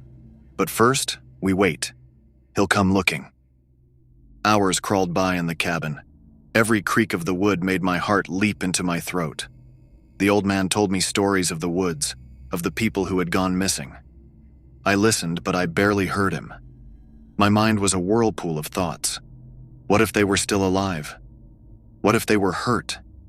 Every shadow seemed to stretch and loom over us. The wind howled outside, rattling the cabin as the night deepened. I felt like a hunted animal, trapped and helpless. Finally, the man moved to the window, peering through the grimy glass. "I think it's safe for now," he said, his voice low. "Let's gather what we need." We packed some supplies, food, a couple of flashlights, and whatever we could find. I felt a surge of determination. I wouldn't let the killer win. But the moment I stepped outside, the air shifted. A low chuckle floated through the trees. It sent chills racing down my back. I turned to the man, fear pooling in my stomach. "Did you hear that?" He nodded, his eyes wide. "Stay close. We have to move now. He'll know we're out." We ran into the trees, but the laughter continued, echoing around us like a sinister wind. I could hear the crack of twigs beneath someone's feet. The darkness pressed in, wrapping around me, and for the first time, I realized how truly alone we were. "Over here!" the old man shouted suddenly, and I followed him, heart pounding. We stumbled through the underbrush, the killer's laughter ringing in our ears. Then it stopped. Everything was silent. Too silent. "Where did he go?" I whispered, trying to catch my breath. And that's when I saw it. A figure, shadowed by the trees, watching us. Before I could scream, the figure lunged, and chaos erupted. I tried to run, but he was too fast. He grabbed the old man and yanked him away, pulling him into the darkness. "No!" I shouted, but I couldn't stop. I turned and ran, blind with fear, branches tearing at my clothes. I didn't stop until I collapsed on the ground, gasping for breath, my heart racing, the sound of my blood pounding in my ears. And then I heard it again, the laughter. Closer this time. I scrambled to my feet, and as I did, I caught sight of something glinting in the moonlight, a knife. I didn't even know how it got there, but I grabbed it, clutching it tightly as I forced myself to keep moving. The laughter stopped. I was in a small clearing, and for a moment, I thought I was alone. But then, I felt him, his presence closing in around me. "I was hoping you'd make it this far," the voice came, smooth and calm. It was like ice running through my veins. I turned slowly, clutching the knife tightly in my hand. "Who are you?" I demanded, trying to sound brave, but my voice quivered. He stepped into the moonlight, his face obscured by shadows, but the glint of his eyes shone bright. "Oh, you know who I am. I'm the one you should have listened to. I'm the real adventure, the thrill you were seeking." I took a step back, fear constricting my throat. "You killed them." "Not all of them," he replied, a sly smile creeping across his face. "You're still here, aren't you? You're my last little surprise." In a blur, he lunged forward. I barely had time to react. I swung the knife wildly, the blade connecting with something soft, and he stumbled back, a cry of pain escaping his lips. But he was quick, faster than I anticipated. He lunged again, and this time he caught me off guard, his hands gripping my throat. Panic clawed at my insides as I gasped for air. But the knife was still in my hand. With all my strength, I thrust it upward, and it found its mark. He collapsed to the ground, the moonlight reflecting off the blood pooling around him.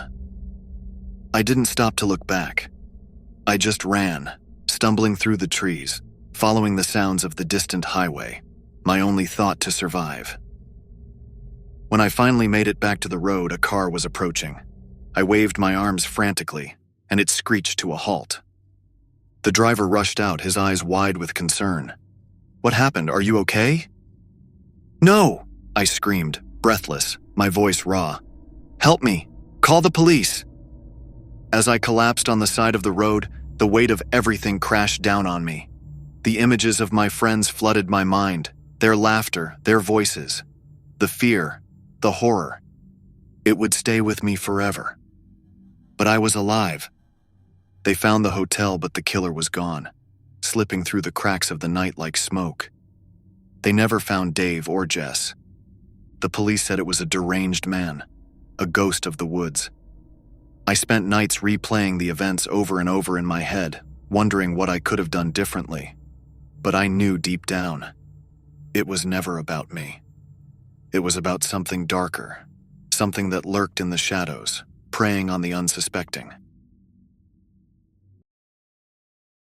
People like to say they're not afraid of anything until they stand face to face with fear. I thought I was one of those people. We all did. It's funny, really, how easy it is to laugh at ghost stories when you're huddled around a fire, beer in hand, surrounded by your best friends. You feel invincible. But out there, deep in Yosemite, beneath the shadow of those cliffs and trees so old they seem alive, it's a different story. I used to scoff at those tales, about the kid who drowned in the lake by Chilnualna Falls, the one whose cries echo through the trees. I didn't believe a word of it, neither did Matt, Jake, or Emily. We thought we'd document it, capture it all on film. That was the plan, at least. I'm not sure what we captured now. I haven't watched the footage. I can't. Maybe I will one day, but then again, maybe not. Yosemite was supposed to be a break for us, a final summer escape before the real world started creeping in. Matt had just landed a job in San Francisco. Emily was going back to grad school, and Jake and I were still figuring it out. It was going to be just one last trip before life split us apart. The idea came from Jake, always the joker, always the one pushing boundaries. "We should make a documentary," he'd said. "Like, really dig into the weird stuff. There's that ghost story about Chilnualna Falls, right? Let's film it. Make something creepy." Emily had laughed. She loved ghost stories but never believed in them. Matt, who took everything too seriously, shrugged. Sure, why not? I could use the distraction. That's how we found ourselves on the Chilnualna Falls trail, armed with cameras, sound equipment, and enough bravado to think we'd capture something other people hadn't. The hike wasn't hard, but the deeper we got into the woods, the quieter things became. That's what I remember most about the start. The silence. Nature sounds should have been everywhere. Birds, wind rustling through the trees, the sound of our boots crunching on gravel.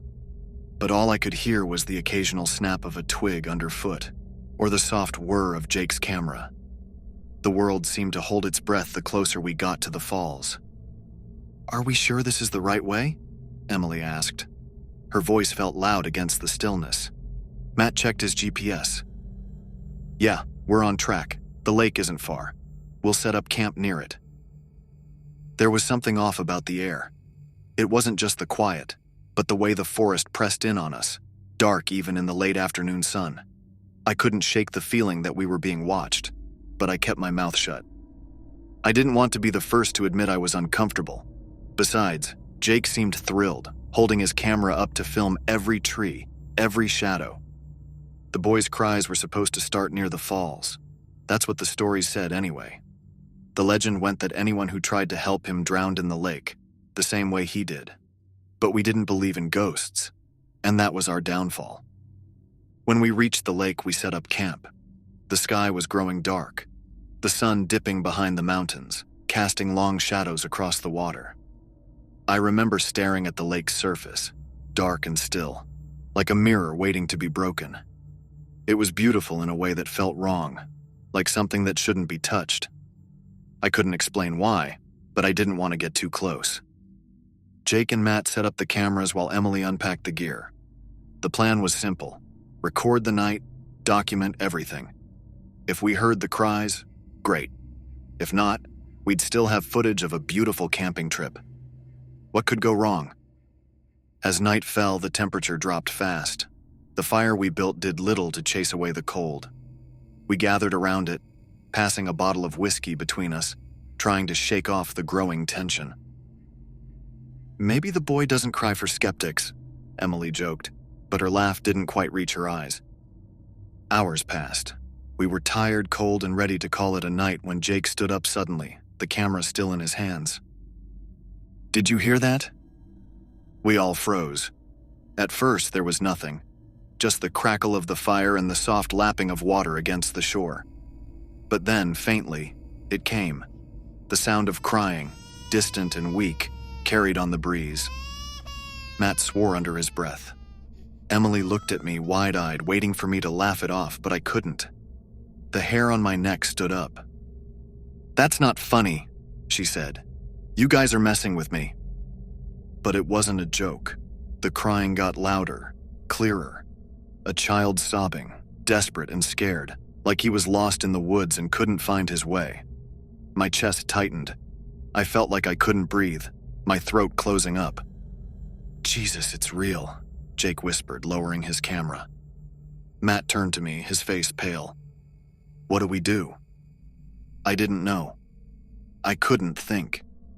We just stood there, the four of us, staring into the darkness where the cries seemed to come from, waiting for something to happen. Then, just as quickly as it had started, the crying stopped. Silence rushed back in, even heavier than before. The air felt thicker, colder. "That's it?" Jake asked, breaking the stillness. "Just crying? What a letdown." But something had shifted. I could feel it, deep in my gut, like the air itself was watching us. I wanted to leave, but we couldn't just pack up and go in the dark. That's when Matt suggested we hike back to the falls in the morning, get some footage near the water. I didn't argue. I didn't trust my voice. Morning came, but it didn't bring relief. We hiked to the falls, the same quiet lingering in the trees, and set up our equipment. The falls were loud, crashing against the rocks, drowning out any other sounds. It felt safer there, like the noise was a barrier between us and whatever had happened the night before. Jake, always the bravest, or the stupidest, decided to climb down to the water's edge, his camera rolling the whole time. "Just a quick dip for the shot," he called over the roar of the falls, grinning like an idiot. But when his foot slipped, it wasn't a joke anymore. He fell hard, disappearing beneath the water. The next few moments felt like they stretched into an eternity. One second, Jake was standing at the water's edge, smirking at us. The next, he was gone, swallowed by the crashing water as if the falls themselves had claimed him. "Jake!" Emily screamed, her voice breaking through the noise.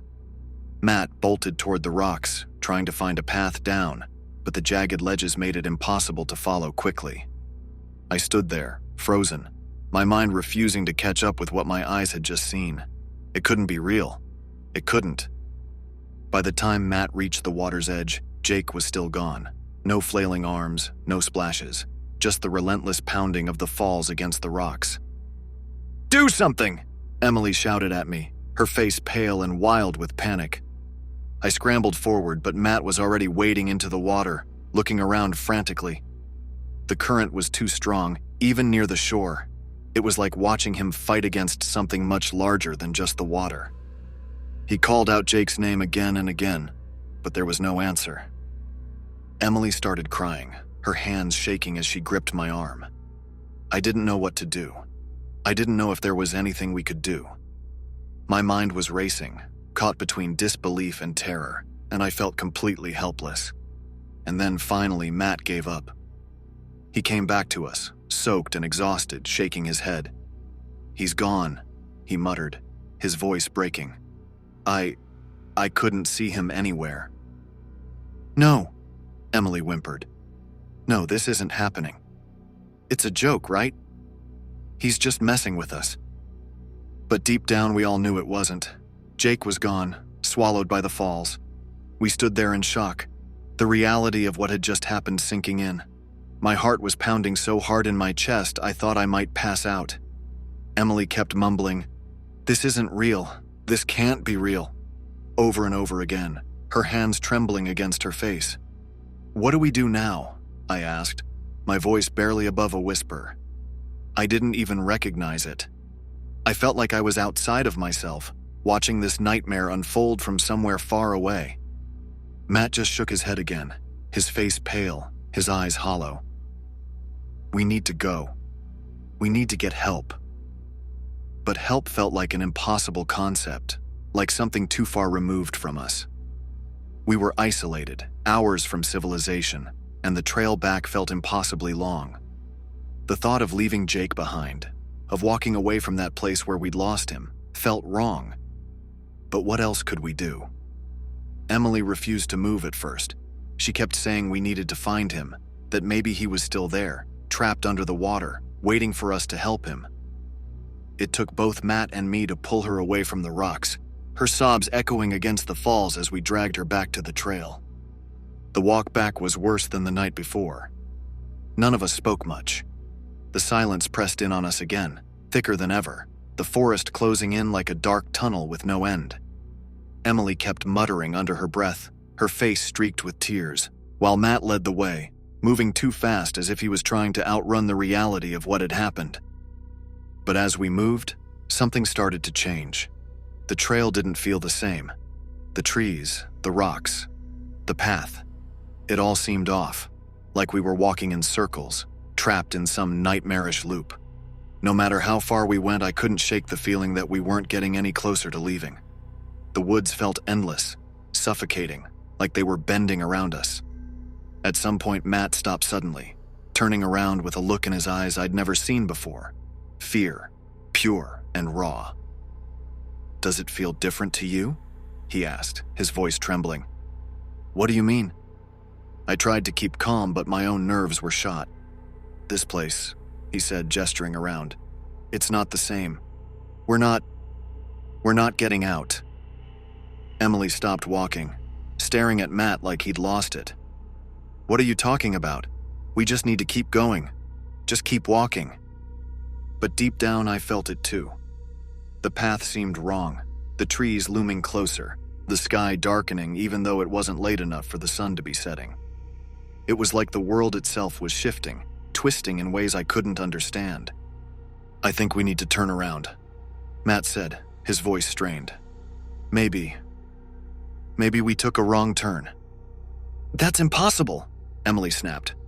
"We've been on the same trail. There's no way we messed up." But Matt wouldn't listen. He turned back the way we came, ignoring Emily's protests, and started walking. I didn't know what else to do but follow him, even though every step felt heavier, like the air was thickening around us. We walked for what felt like hours. The sun was sinking fast now, the light fading through the trees, casting long shadows that moved like they had a life of their own. The trail twisted and turned, but it never seemed to lead anywhere. It was like we were trapped in the same stretch of forest, looping back over the same ground again and again. I don't know how long we wandered like that. Time seemed to blur, lost in the growing darkness. Emily was sobbing openly now, her breaths ragged and broken. Matt's face was blank, his eyes wide and distant. Then suddenly he stopped dead in his tracks. I almost ran into him, and when I looked ahead, my stomach dropped. We were back at the lake. The same lake where Jake had disappeared. Something snapped in me then. I don't remember screaming, but I must have because my throat was raw. Emily collapsed to the ground wailing, while Matt just stood there, staring at the water, his hands shaking violently. "This can't be real," he whispered, barely audible over Emily's sobs. "This isn't possible." It wasn't possible. It couldn't be. But there we were, standing on the shore of the same lake, the water dark and still, reflecting the last fading light of the day. It was like we'd been pulled back, like something had dragged us here. I couldn't breathe. My chest felt tight, my head spinning. I backed away from the water, my legs unsteady. but Matt just stood there, staring into the depths like he was hypnotized. "I'm going in," he muttered, his voice flat. "No," I said, my voice cracking. "Matt, don't." But he didn't listen. He took a step forward, and before I could stop him, he was wading into the lake, his movements slow and deliberate like he was in a trance. "Matt, stop!" I yelled, grabbing his arm, but he yanked it free, pushing me away with surprising strength. "I have to," he said, his eyes glassy. "I have to find him." "No, you don't," I shouted, panic rising in my chest. "He's gone, Matt. We need to leave. Now." But Matt was gone. He plunged into the water, disappearing beneath the surface just like Jake had. I screamed for him. I screamed until my throat felt like it was tearing apart. But he didn't come back up, and then it was just me and Emily, standing alone on the shore of that cursed lake. We never found Matt, or Jake. I don't know what happened to them, and I don't want to know. It took me hours to pull Emily away from the lake, hours to convince her to leave with me. By the time we found our way back to the main trail, it was morning. We stumbled into the ranger station like ghosts ourselves, half crazed, rambling about what had happened. No one believed us, of course. They said it was an accident, that Jake and Matt had drowned, and we were lucky to have made it out. But I know better. I smiled down at my son, tucking the blanket around his small frame. He always asked for scary stories before bed, something that both amused and troubled me. Kids usually want to escape from fear, not seek it out.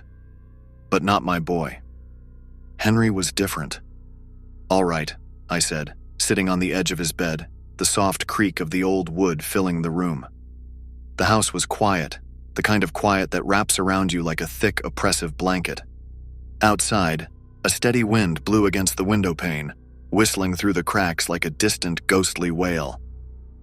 "Are you sure you want to hear this one?" I asked, giving him one last out. But his eyes were wide, expectant, gleaming with curiosity in the faint glow of his bedside lamp. "Yeah, I'm sure. Tell me the scariest one you've got." I leaned back, took a deep breath, and let the memory I had long buried rise to the surface. "Okay, but don't say I didn't warn you. This is a story I haven't told anyone before, not even your mother. It's a story about something that happened to me when I was around your age." Henry's eyes widened even more. The fact that the story was personal, it always made it more real to him. It was a summer evening, warm but with a slight chill creeping in, the kind that clings to your skin like a whisper of something unseen. I was 10. We lived in a house at the edge of town near the woods. Not as big as this place, but old. Real old. My room was upstairs, right at the back where the wind would howl through the trees at night. It was the kind of house that always made strange noises, groans and creaks, like it had a life of its own. Every now and then, you'd hear a soft knock at the walls or footsteps on the stairs when no one was supposed to be walking. My parents always brushed it off, said it was the house settling. But that night it felt different. I remember lying in bed staring up at the ceiling, listening. At first it was just the usual, branches tapping against the window, the floorboards creaking under some invisible weight. I tried to ignore it like I always did. But then came the sound that changed everything. A faint scratching. It was subtle at first, like a mouse or some other small animal, but it wasn't coming from the walls or the attic. It was coming from under my bed. My heart started racing, but I told myself it was nothing. Just the wind or maybe something brushing against the house from outside. Then the scratching grew louder, more insistent. I pulled the covers up to my chin, my breath catching in my throat. I didn't dare look under the bed. I didn't even want to move. I just lay there, frozen, listening as the scratching went on, like someone or something was trying to get out. I don't know how long it lasted.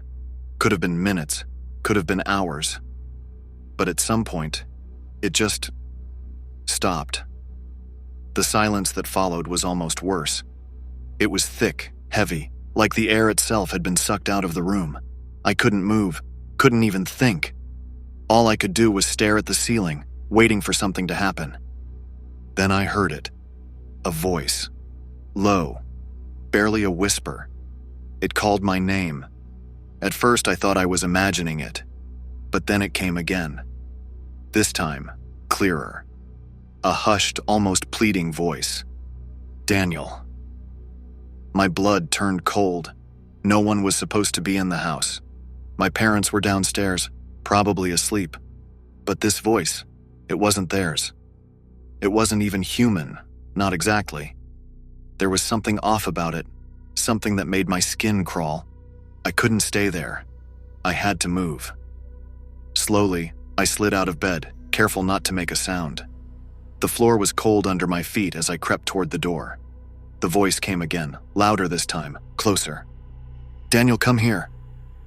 My heart pounded in my chest, but I didn't stop.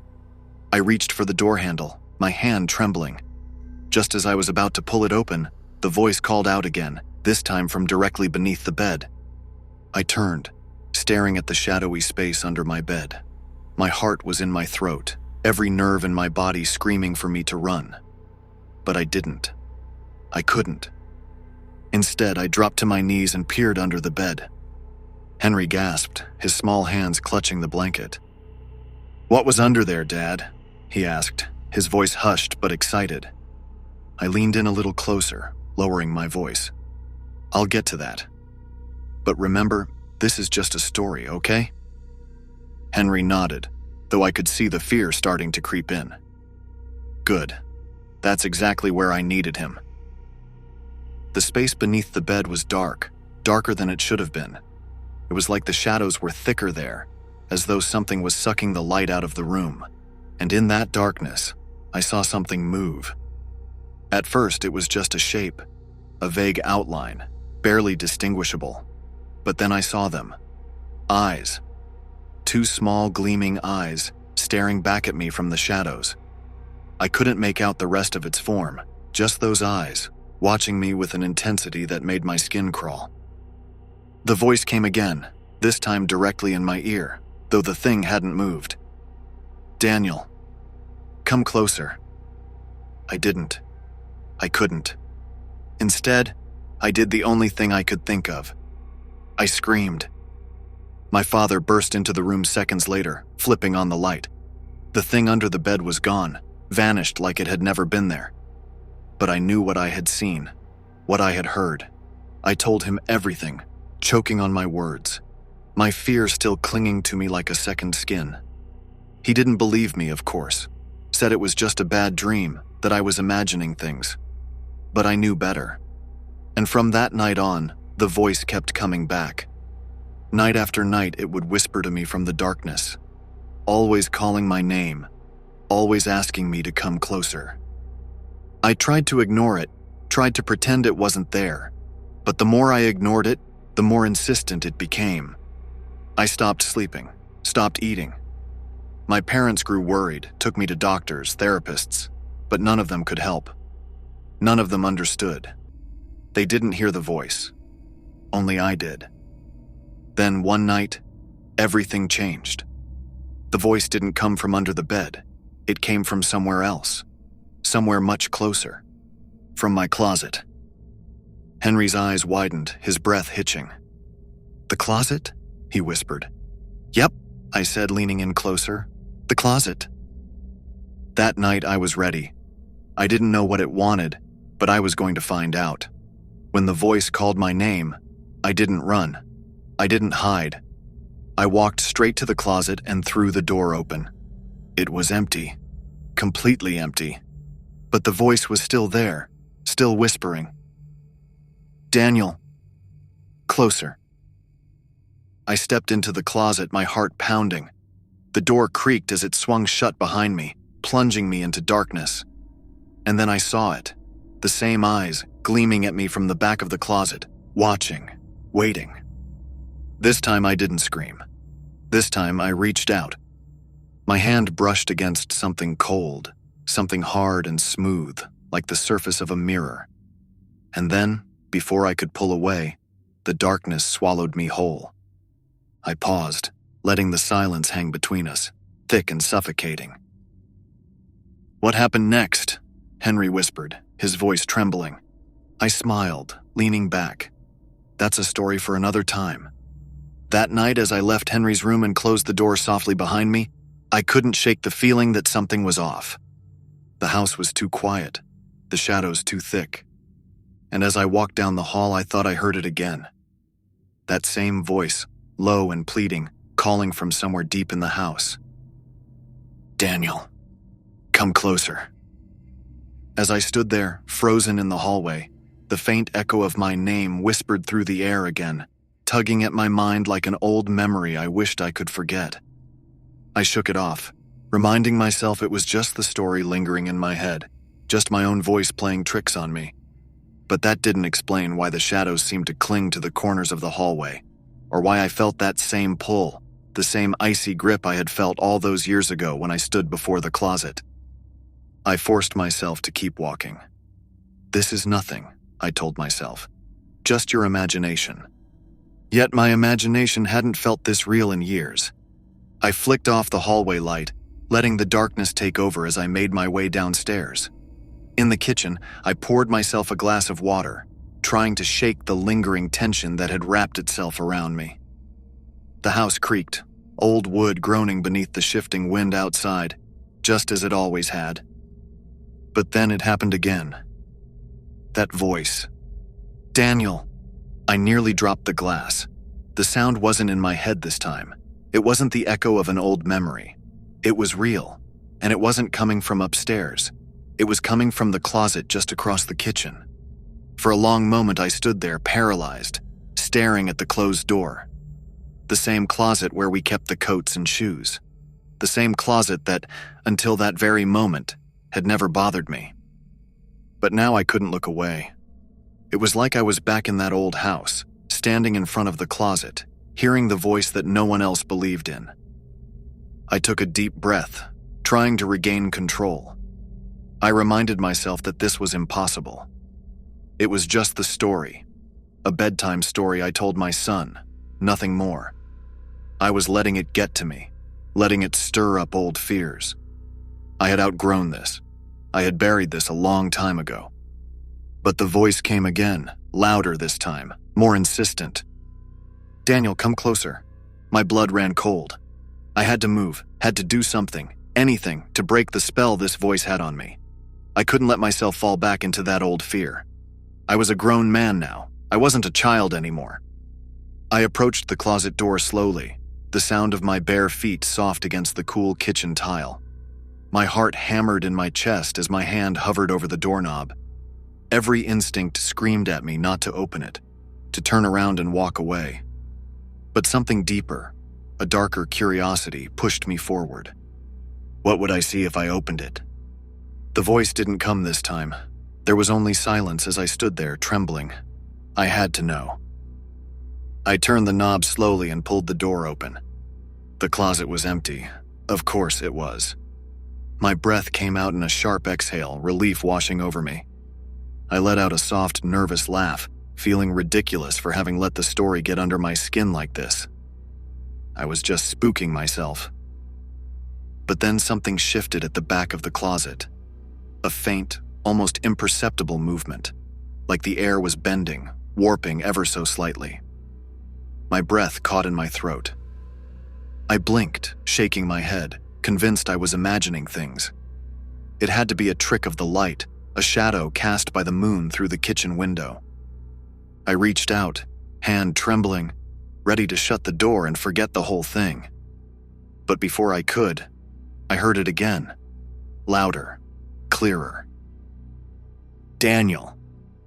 The whisper was so close now, as though it wasn't coming from the closet at all, but from right behind me. I spun around, expecting to see... what? I don't even know. But there was nothing. Just the dark, empty kitchen. I stood there, my pulse thundering in my ears. I had to snap out of this.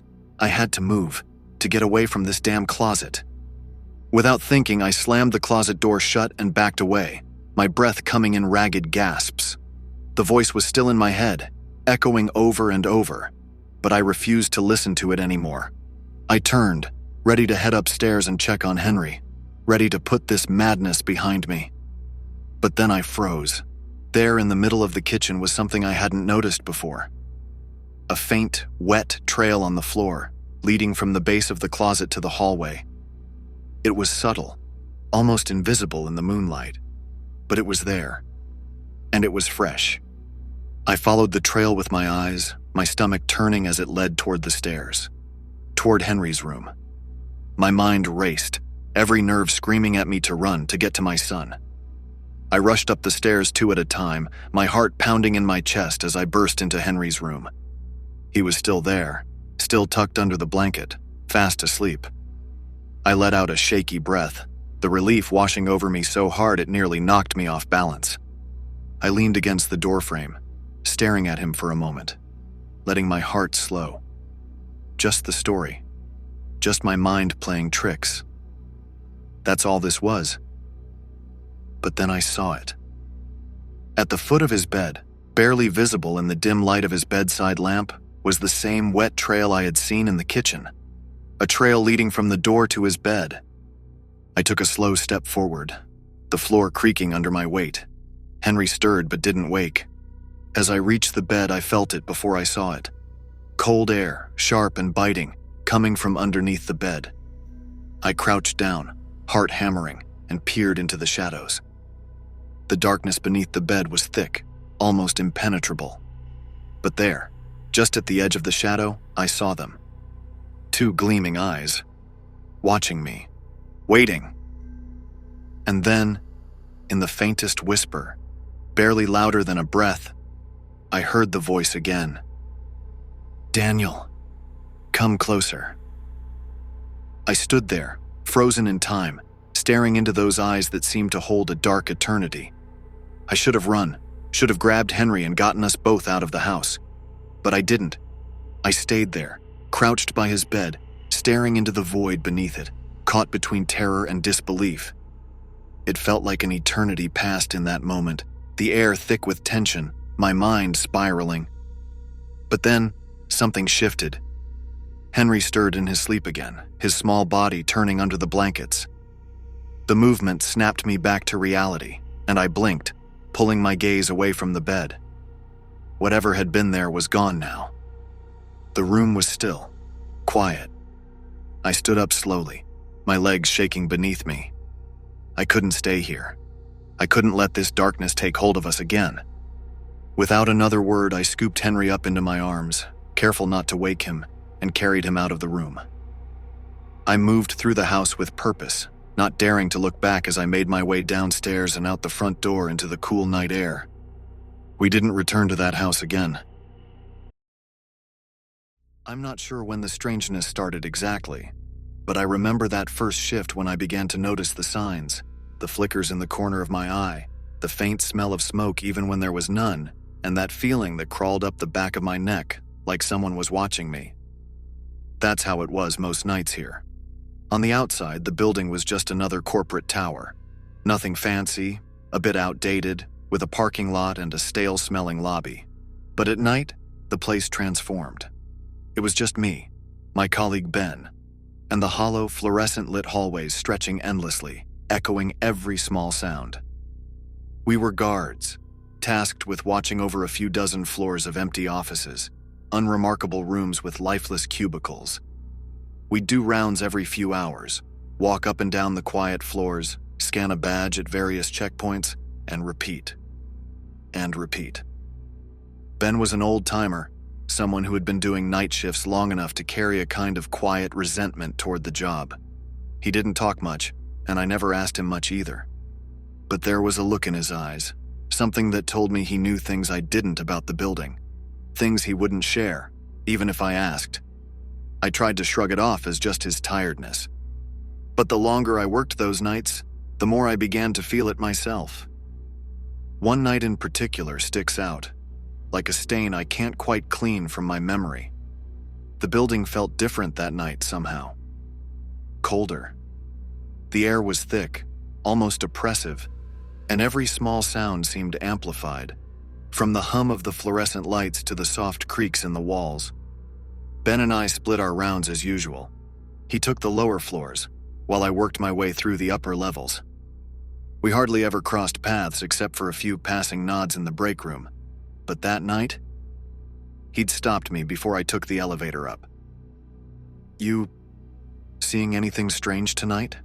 he asked, his voice low, almost hesitant. I laughed it off, saying, "Just the usual, empty desks and stale coffee." But he didn't smile. He just looked past me, his eyes distant, as if he were remembering something he'd rather forget. "If you see anything tonight, just stay calm. Could just be nothing." It was odd for Ben to say something like that, but I brushed it off. I figured he was just messing with me or trying to make conversation. Maybe he was just bored. Or maybe he was serious, and I just didn't want to believe him. I took the elevator up, the fluorescent lights casting a dull glow on the walls as I made my way to the 12th floor. This floor always gave me a strange feeling. The hallway stretched long and dark, only the exit signs at the ends casting red halos. The offices felt tighter up here, claustrophobic, with their cubicles packed in close like sardines. As I did my rounds, I started noticing something strange. My footsteps echoed back at me a split second late, as if the building was absorbing the sound and then spitting it back out, distorted. It made me feel like someone was right behind me, stepping in time with each footfall. I stopped and listened, holding my breath, trying to catch anything out of place. But there was only silence, the kind of silence that presses on your ears until you can hear your own heartbeat. I continued feeling ridiculous for being on edge, but as I moved through each checkpoint, the feeling grew stronger. The floors creaked a little louder, and every time I turned a corner, I thought I saw a shadow slip just out of sight. At one point, I found myself in the far end of the floor, near a row of old file cabinets. They were hardly used anymore, the kind of office furniture that was more relic than utility. I leaned in to scan my badge, and that's when I heard it. A faint, almost imperceptible noise like whispering. I froze. The sound was coming from the end of the hallway near the storage room. It was too faint to make out any words, but it was unmistakable. Someone was speaking, their voice low and hurried, like they didn't want to be heard. I was alone on that floor. I knew I was. Ben was downstairs. My heart pounded, a strange mix of curiosity and fear pulling me forward. I stepped down the hallway, every instinct screaming at me to turn back, but I pushed on. The sound grew louder as I approached the storage room door, its metal handle cold under my hand. I pushed it open, the hinges creaking in protest. Inside was darkness, thick and oppressive. The single bulb in the room flickered, casting erratic shadows on the walls. And just as quickly as it had started, the whispering stopped, leaving me standing there in a thick silence. Nothing. No one was there. Just empty shelves and the dusty smell of old paper. My breath came in shallow, uneasy gasps. I backed out slowly, my skin prickling as if something were watching me. I could feel it, that same chill on the back of my neck that never seemed to leave me these days. I made my way back to the main hallway, shaking off the feeling. Just my mind playing tricks, I told myself. I'd been working too many nights. I was letting the darkness get to me. But as I passed the row of cubicles, I saw something that stopped me in my tracks. There, on one of the desks, was a coffee mug, still steaming, its contents freshly poured. I hadn't made any coffee. Ben was downstairs. No one else was supposed to be here. My mind reeled. It was impossible. I hadn't seen anyone else come up. I hadn't heard the elevator. I walked toward the mug, half expecting it to disappear, to be some mirage conjured by my own mind. But it was real, as solid and warm as my own hand. The name Ben was written on the side in faded marker.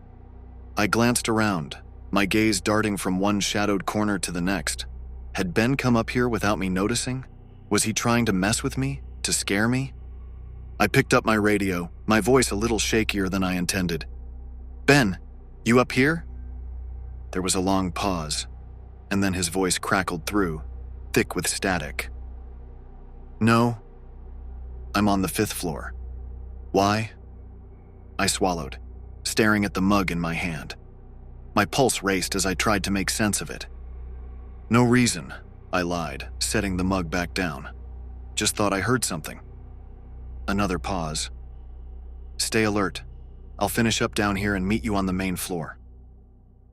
I let the radio drop back to my side, feeling a chill seep into my bones. I finished the last few checkpoints in a hurry, the eerie silence pressing in on me like a weight. Every step felt heavier, every shadow longer. By the time I reached the elevator, my nerves were frayed, my mind reeling with unanswered questions. When I finally made it back to the main floor, Ben was waiting for me, his expression unreadable. He didn't ask about the mug, didn't ask what had me so rattled. He just gave me a long, searching look, as if he knew something I didn't. We sat in silence for a while, the weight of the building pressing down on us. You ever feel like there's something else here?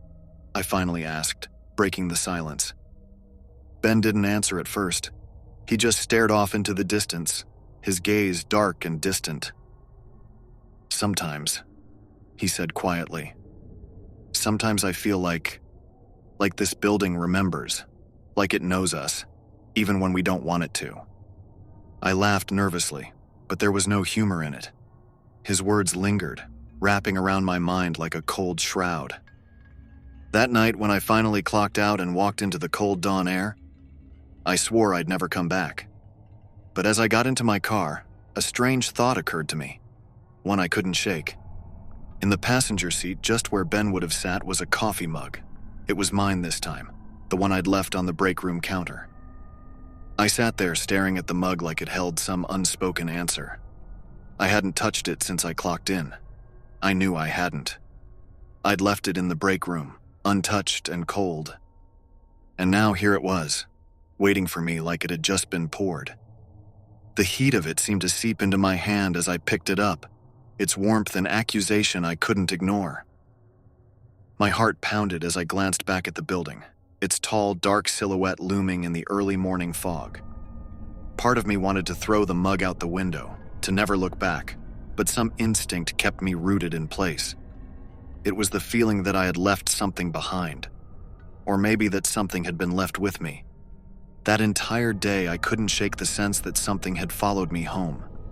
It was subtle at first, that creeping paranoia at the edge of my vision.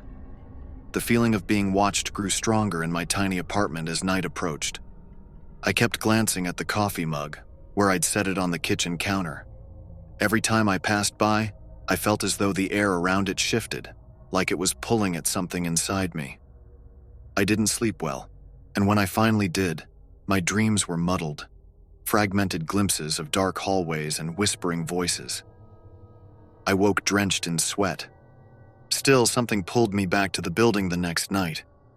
I tried to focus on my routine, on the repetitive tasks of clocking in, the badge scans, the hollow echo of my footsteps. But the building felt alive somehow, as if it had eyes fixed on me. Every hum of the air conditioning, every creak of the walls sounded louder, as though they were trying to tell me something. I forced myself to think it was just the fatigue. Ben was waiting at the front desk, his usual stoic look giving way to something I couldn't quite read. There was a new weight in his eyes, a tiredness that mirrored my own. "Rough night?" he asked, not meeting my gaze. "Yeah," I mumbled. "Rough day, too." He didn't ask for details and I didn't offer any, but as the night stretched on, I noticed him glancing at me from time to time, his expression cautious, almost worried. During my first round on the upper floors, the silence felt oppressive, more intense than the previous night. The hallway lights flickered as I passed, casting long shadows that stretched toward me. I found myself looking over my shoulder, expecting to see someone standing there just out of reach, watching. Then as I neared the 12th floor, I heard it again, the faint sound of whispering. It was the same hurried, urgent tone as before, but this time it was closer, almost as if it were waiting for me. My hands felt clammy as I clenched the radio, debating whether to call Ben or investigate on my own. I crept forward, the whispers growing louder, leading me down a hallway I'd walked 100 times. The sound guided me past rows of cubicles, past empty desks, and toward the storage room at the far end. The door was ajar and a faint light flickered inside. Every instinct screamed for me to turn back, but something, a morbid curiosity maybe, pushed me forward. As I stepped into the room, the light above sputtered and went dark. I stood in pitch-black silence, my breath hitching as the whispers died out, leaving me alone with nothing but my own panicked heartbeat. I fumbled for my flashlight, flicking it on and sweeping it around the room. The beam cut through the darkness, illuminating nothing but dusty shelves and forgotten office supplies. And then, in the corner of the room, I saw it. A coffee mug, identical to the one I'd found in my car, sat on the edge of an old filing cabinet, steam curling from its surface. But this one, it wasn't mine. It wasn't Ben's either. It was plain, unmarked, yet somehow familiar, as though it had always been there, watching, waiting. I took a step forward, my hand reaching out involuntarily, but as my fingers brushed the ceramic, the room suddenly felt wrong, like I was trespassing, like I'd crossed some invisible line I shouldn't have. The air grew dense, suffocating, pressing in around me.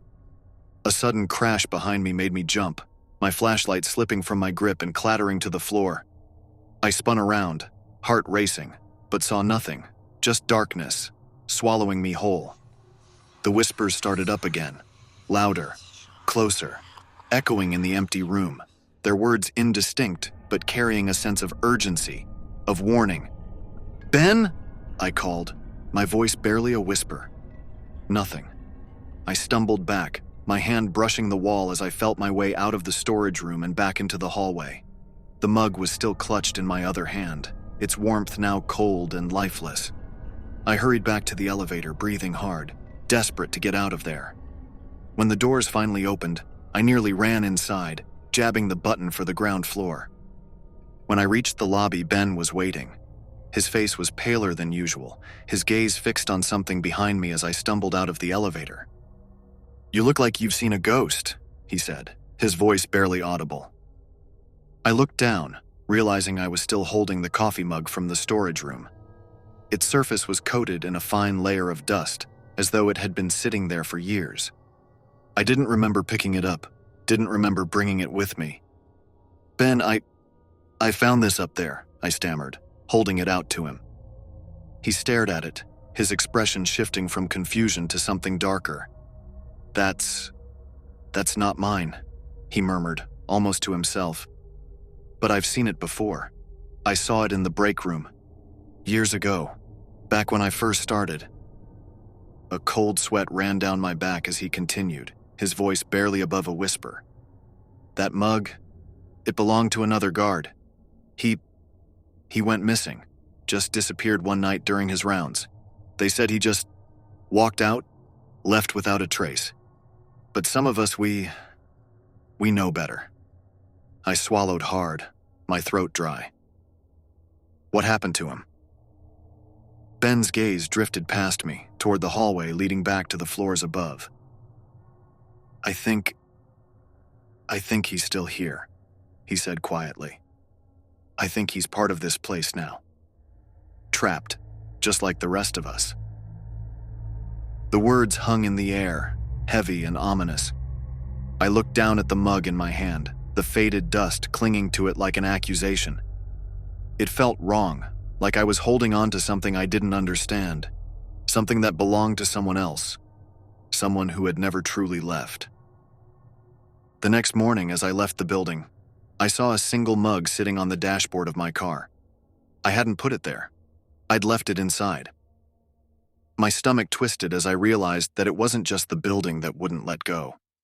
I could feel it now, a strange heaviness that followed me even in the daylight, in the comfort of my own home. It was a weight that stayed with me, a presence lurking just beyond the edges of my sight, waiting, watching, and whispering.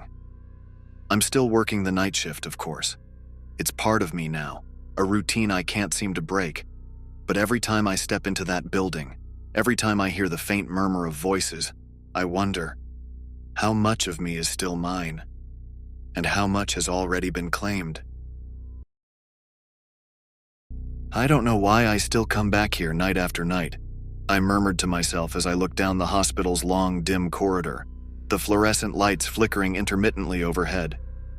Every night felt the same, like stepping into a waking nightmare that never ended. The halls stretched endlessly, a sterile maze of bleached walls and polished linoleum. Silence thickened the air, broken only by the occasional hum of the air conditioning or the distant whir of a monitor. It was that silence, somehow louder than any noise, that unnerved me most. I couldn't tell you when the hospital had started feeling wrong.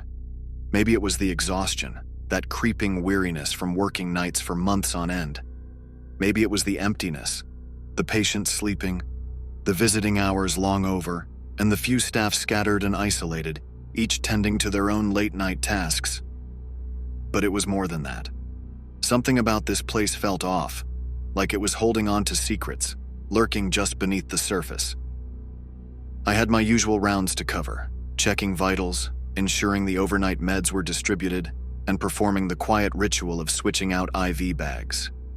It was mindless work, and on nights like this, when the only sound was my own footsteps echoing back at me, it felt like I was sleepwalking. "Need any help, Sam?" a voice asked, startling me. I turned, finding Kara, one of the newer nurses, standing behind me. Her face was pale under the harsh lighting, her eyes ringed with shadows. She must have seen the surprise in my expression because she gave a weak smile and added, "Didn't mean to scare you." "No, it's fine, just lost in thought," I replied, forcing a smile. Kara nodded, but there was something in her gaze, something weary, cautious. She glanced down the hall, then back at me. "This place, it gets to you after a while, doesn't it?" I wanted to tell her it was all in her head, that the hospital at night was no different than during the day. But as I followed her gaze down the empty hall, I found myself at a loss for words. The dim light cast shadows in places there shouldn't be any, and in that moment, I felt the weight of every long, sleepless night. Instead, I just nodded, and we parted ways. As I moved on, something gnawed at me. I couldn't shake the feeling of being watched, the sensation prickling at the back of my neck. I kept glancing over my shoulder, half expecting to see someone, a patient out of bed, a fellow nurse, even the faint reflection of my own shadow trailing too close. But every time I turned, the corridor was empty, stretching out into endless darkness. I was on my way to the ICU when I heard it, the faint metallic sound of a door creaking. I froze, listening, the soft creak echoing through the silent hallway. I thought it might have been the supply closet, a door that never quite shut properly. But as I continued down the hall, the sound grew louder, closer, and I realized it wasn't just one door. It was as if every door on the floor had come alive, each hinge whining in the darkness. "Hello?" I called out, my voice barely more than a whisper. The air seemed to thicken, swallowing my words whole. There was no response, just that continuous creak, like a chorus of faint whispers. I tried to focus, tried to shake off the sensation crawling over my skin, but the hospital felt different tonight, as if it was waiting for something. My pulse quickened, and I forced myself to keep moving, brushing off the feeling as nothing more than a lack of sleep. It wasn't until I reached the ICU that I realized I wasn't alone. A figure was standing by the nurse's station, back turned, hunched over the desk. For a second, I thought it was Kara, but as I approached, I saw it was someone else. A tall, thin man, his frame oddly rigid, his hands resting on the counter with an unnatural stillness. "Sir?" I called out, my voice faltering. "Can I help you?" The man didn't respond, didn't even flinch. He just stood there unmoving as if he hadn't heard me at all. I took a step closer, the soft hum of the monitors filling the silence, and I noticed his clothes, an old, outdated nurse's uniform, faded and frayed at the edges. "Sir?" I said again, louder this time. Slowly, he turned to face me. His face was pale, gaunt, his eyes hollow and empty, staring straight through me as if I wasn't there. I stumbled back, a cold chill racing down my spine as he watched me with an unnerving stillness. Who are you?" I managed, my voice trembling. He didn't answer. Instead, he took a step forward, his gaze fixed on me, unblinking. I felt my heart race, my pulse hammering in my ears, but my feet seemed rooted to the spot, as if some invisible force held me in place. Then, just as suddenly as he'd appeared, he turned and walked away, disappearing down the hall without a sound. I stood there, breathless, my hands shaking. I knew I should follow him, should try to make sense of what I'd just seen. But something held me back, a deep, primal fear, like I was trespassing somewhere I didn't belong. I backed away, my footsteps echoing in the empty ICU, and hurried to the break room. The break room was brightly lit, its fluorescent glow casting harsh shadows across the worn-out couches and coffee machine. I sank into one of the chairs, trying to steady my breathing, to shake off the lingering sense of dread. I told myself it was just the fatigue, that I was imagining things. But as I looked around the room, I saw something that made my blood run cold. A name tag lying on the counter by the sink, its edges worn and faded. It read, Nathaniel Blake, a name I'd never seen before.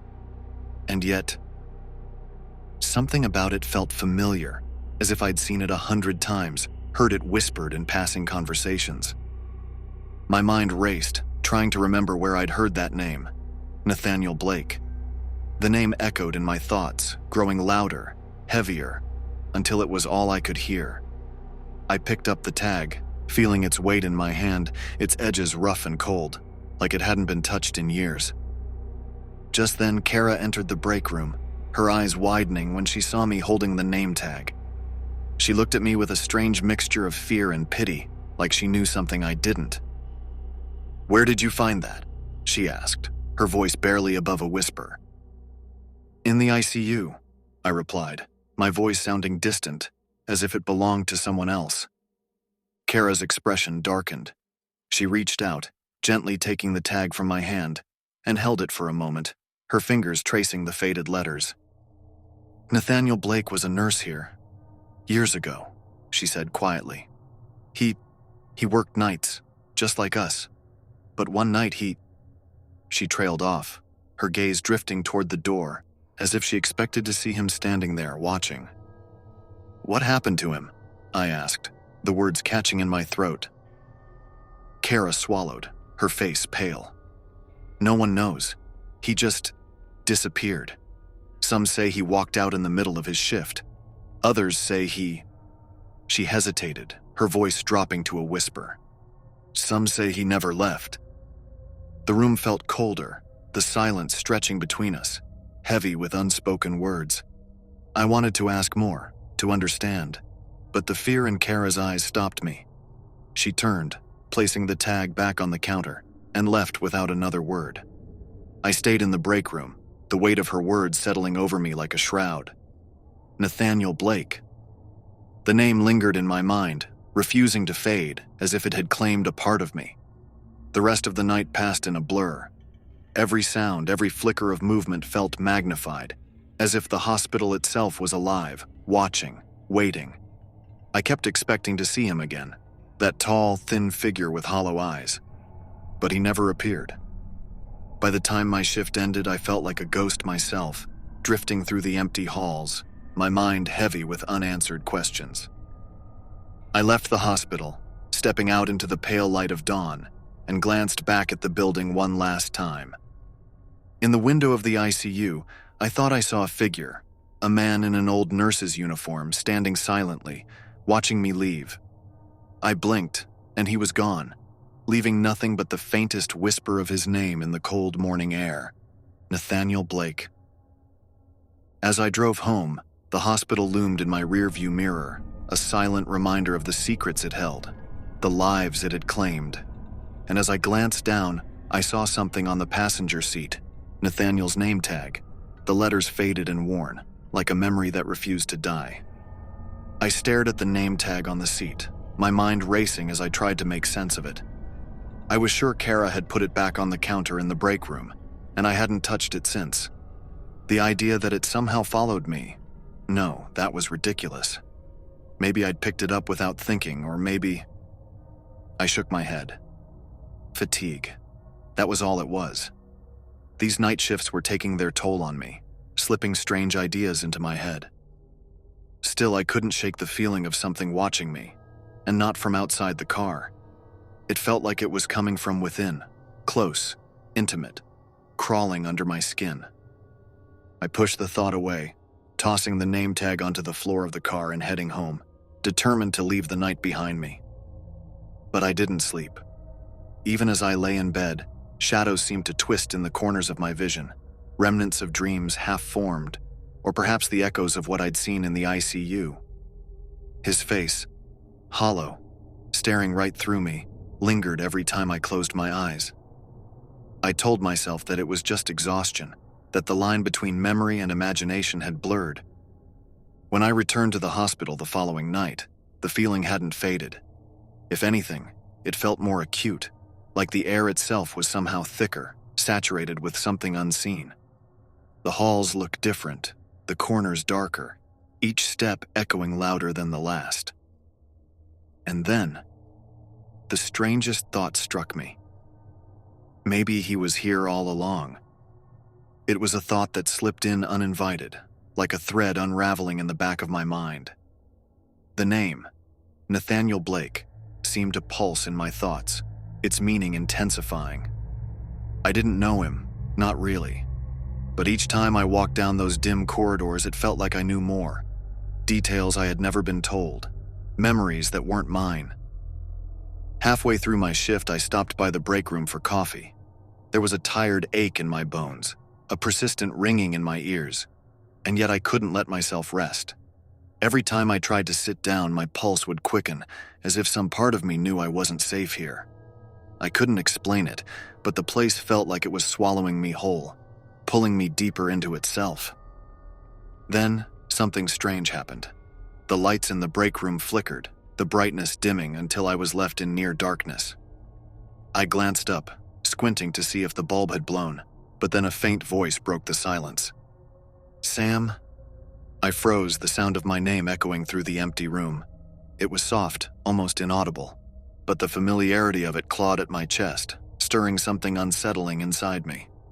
I turned slowly, my gaze drifting toward the doorway, but there was no one there. "Sam." The voice came again, weaker this time, like a breath escaping in the dark.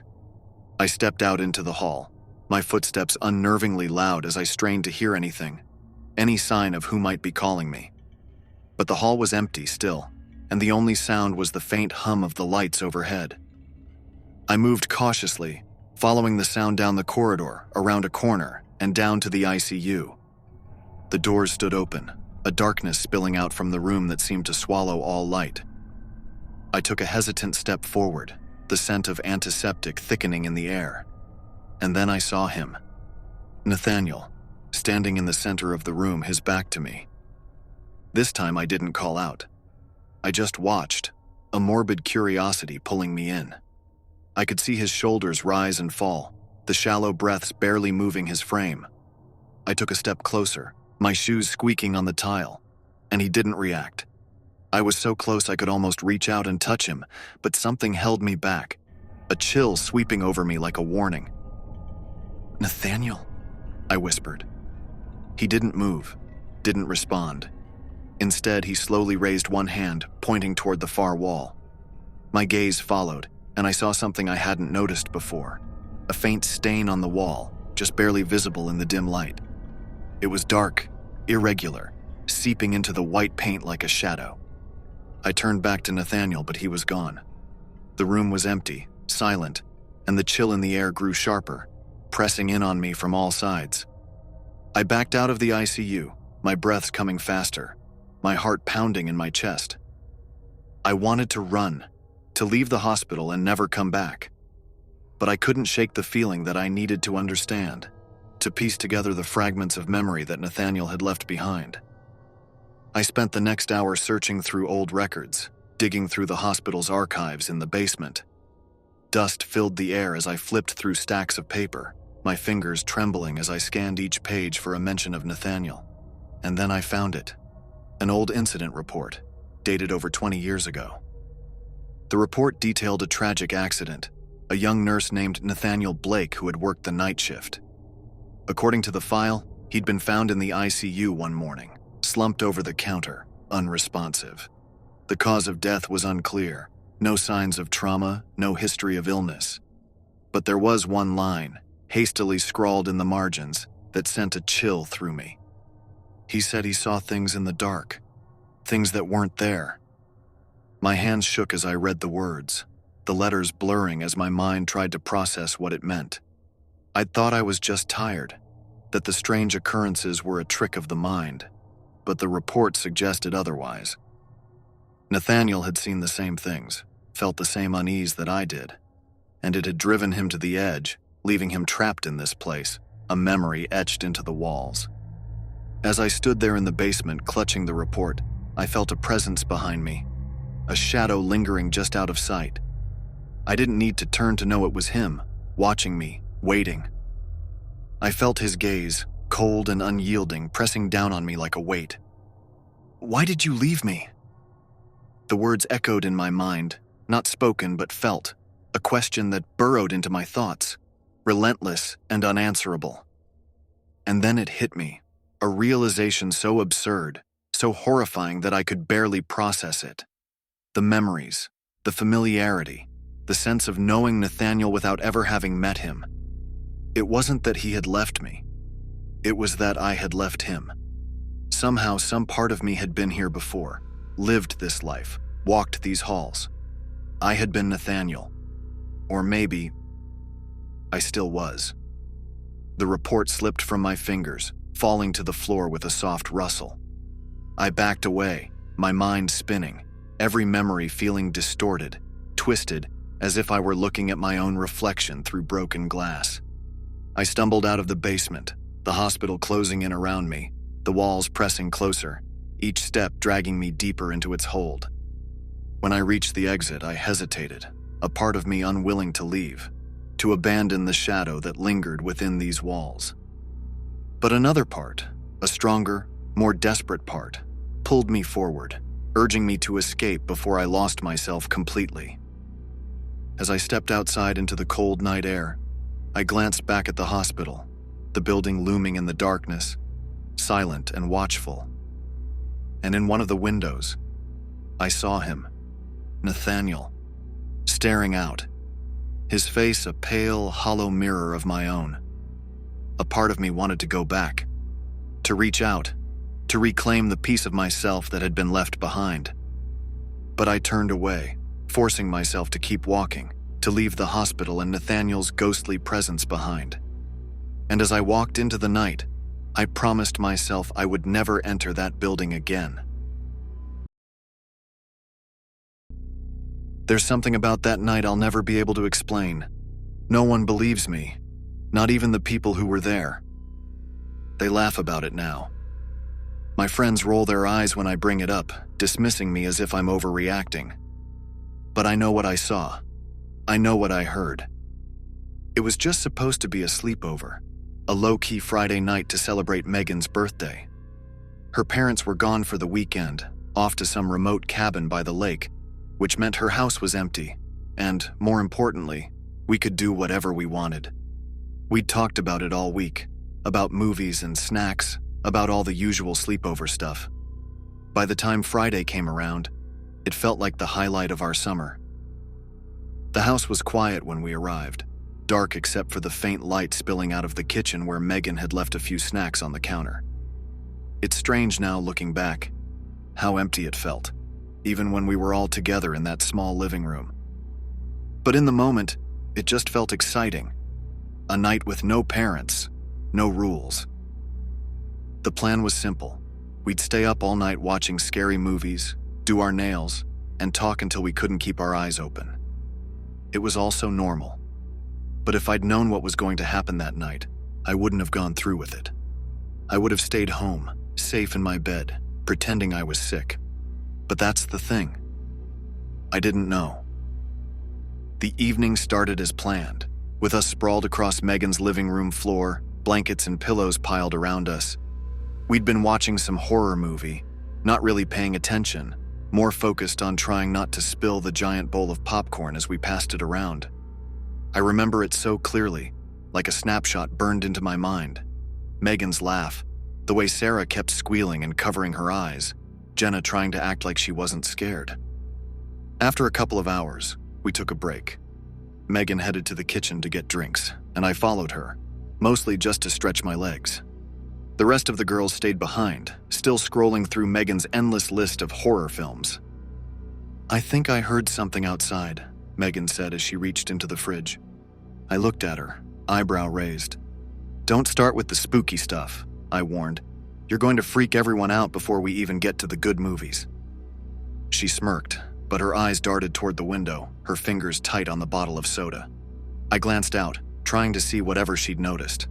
Her backyard was huge, mostly unkempt, leading into a narrow patch of woods. The moon was barely visible through the clouds, casting faint shadows that wavered in the wind. There was nothing there, just branches rustling and leaves skittering across the grass. "Probably just the wind," I said, trying to sound dismissive. But Megan kept staring out that window as if expecting to see something. After a long, tense silence, she finally nodded and turned back to the living room, shaking it off with a laugh. But there was something in her face, a nervousness and unease, that left me unsettled. By midnight, everyone was tired but trying to keep the energy up. We'd abandoned the horror movies, opting instead for games, truth or dare mostly, with Megan asking questions designed to embarrass us all. It was innocent enough, just silly fun. But then Sarah dared Megan to take us upstairs and show us her parents' bedroom. Megan hesitated, a flicker of discomfort crossing her face before she shrugged it off and led us upstairs. Her parents' room was pristine, everything in its place, the bed neatly made. But there was a heaviness in the air, a stillness that made my skin prickle. I remember looking at the family photos on the dresser, rows of smiling faces in identical frames. It should have felt normal, but it didn't. "Okay, can we go back downstairs now?" Jenna asked, her voice a little too loud, a little too eager. Megan laughed, but it sounded forced. We turned to leave, but just as we reached the doorway, there was a noise, a soft creak from somewhere down the hall. We froze, every muscle tensing. "Did you hear that?" Sarah whispered, eyes wide. We all heard it. Megan tried to laugh it off, said it was probably just the house settling. But as we made our way back downstairs, every shadow seemed darker, every creak louder. We were all on edge, nerves frayed and raw. When we finally settled back into the living room, no one mentioned what had happened. But none of us could shake it, that feeling of being watched. As we settled back into the living room, the atmosphere was charged with an unease that none of us wanted to acknowledge. Jenna had fallen asleep on the couch, her breathing slow and steady. Sarah was scrolling through her phone, only half listening to the conversation. I leaned against the wall, staring at the TV but not really seeing it. Megan started telling a story about a creepy old house near her school, one that was supposedly haunted.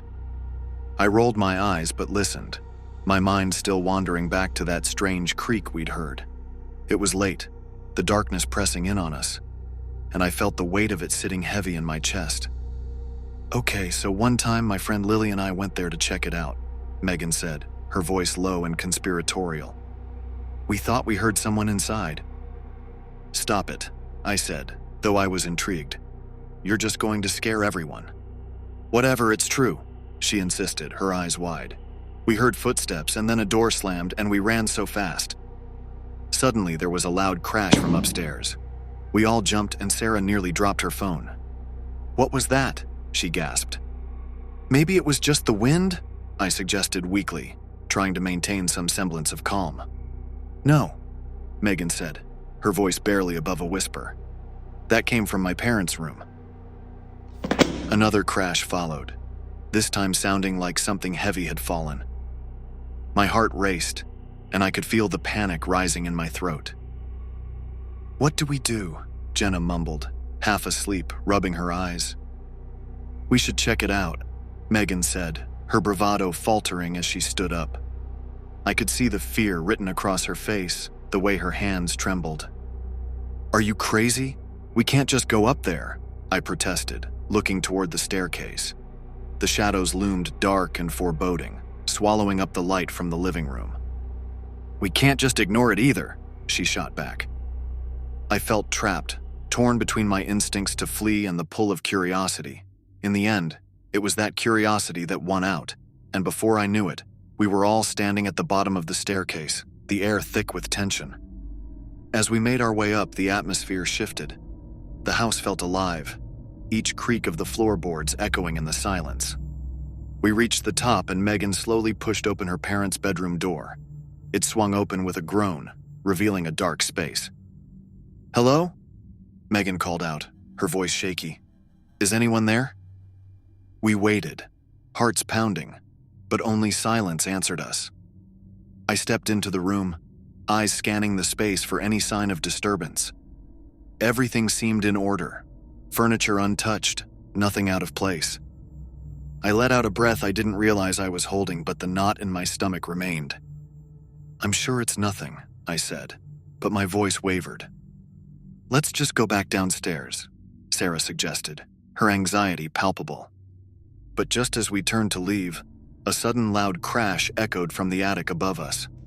We froze again, fear wrapping around us like a cold, wet blanket. "Is someone up there?" Megan asked, her eyes wide.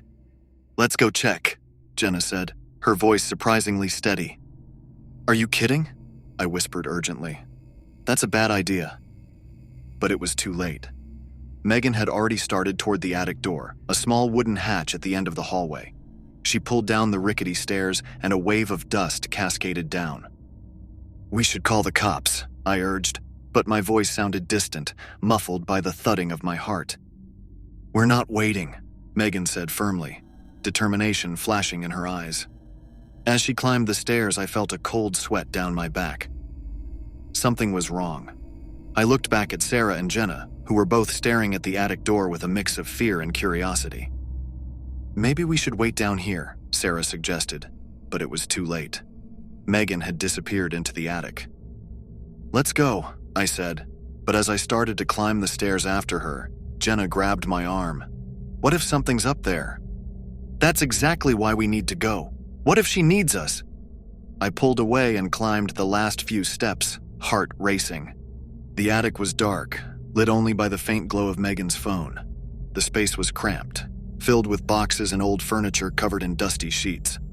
My pulse quickened as I peered into the shadows, searching for any sign of her. "Megan?" I called out, voice echoing against the wood. "Over here," she replied, her voice shaky. I turned to find her near a window, her face pale as she stared out into the darkness. "Look," she said, pointing. "There's something moving out there." I stepped closer, squinting into the shadows outside. The trees swayed in the wind, their branches casting eerie shapes against the moonlit sky. For a moment, I saw nothing. Then, just as I was about to dismiss her, a figure moved, a dark silhouette slipping between the trees. I felt a chill crawl up my neck. "What was that?" I asked, suddenly feeling sick. "I don't know," Megan said, her voice trembling. "It looked like a person." Before I could respond, there was another loud crash from downstairs, and we all jumped, hearts pounding. "We need to get out of here," Jenna said urgently, but just as we turned to leave, the attic door slammed shut, the sound echoing like thunder. "What the hell?" I shouted, rattling the handle. It wouldn't budge. "Megan!" Sarah cried out. "Open it!" "I'm trying!" she yelled, panic rising in her voice. I pushed against the door, but it felt as if something was holding it shut from the other side. We were trapped. "Someone's messing with us," Jenna said, her voice rising in fear. "This isn't funny."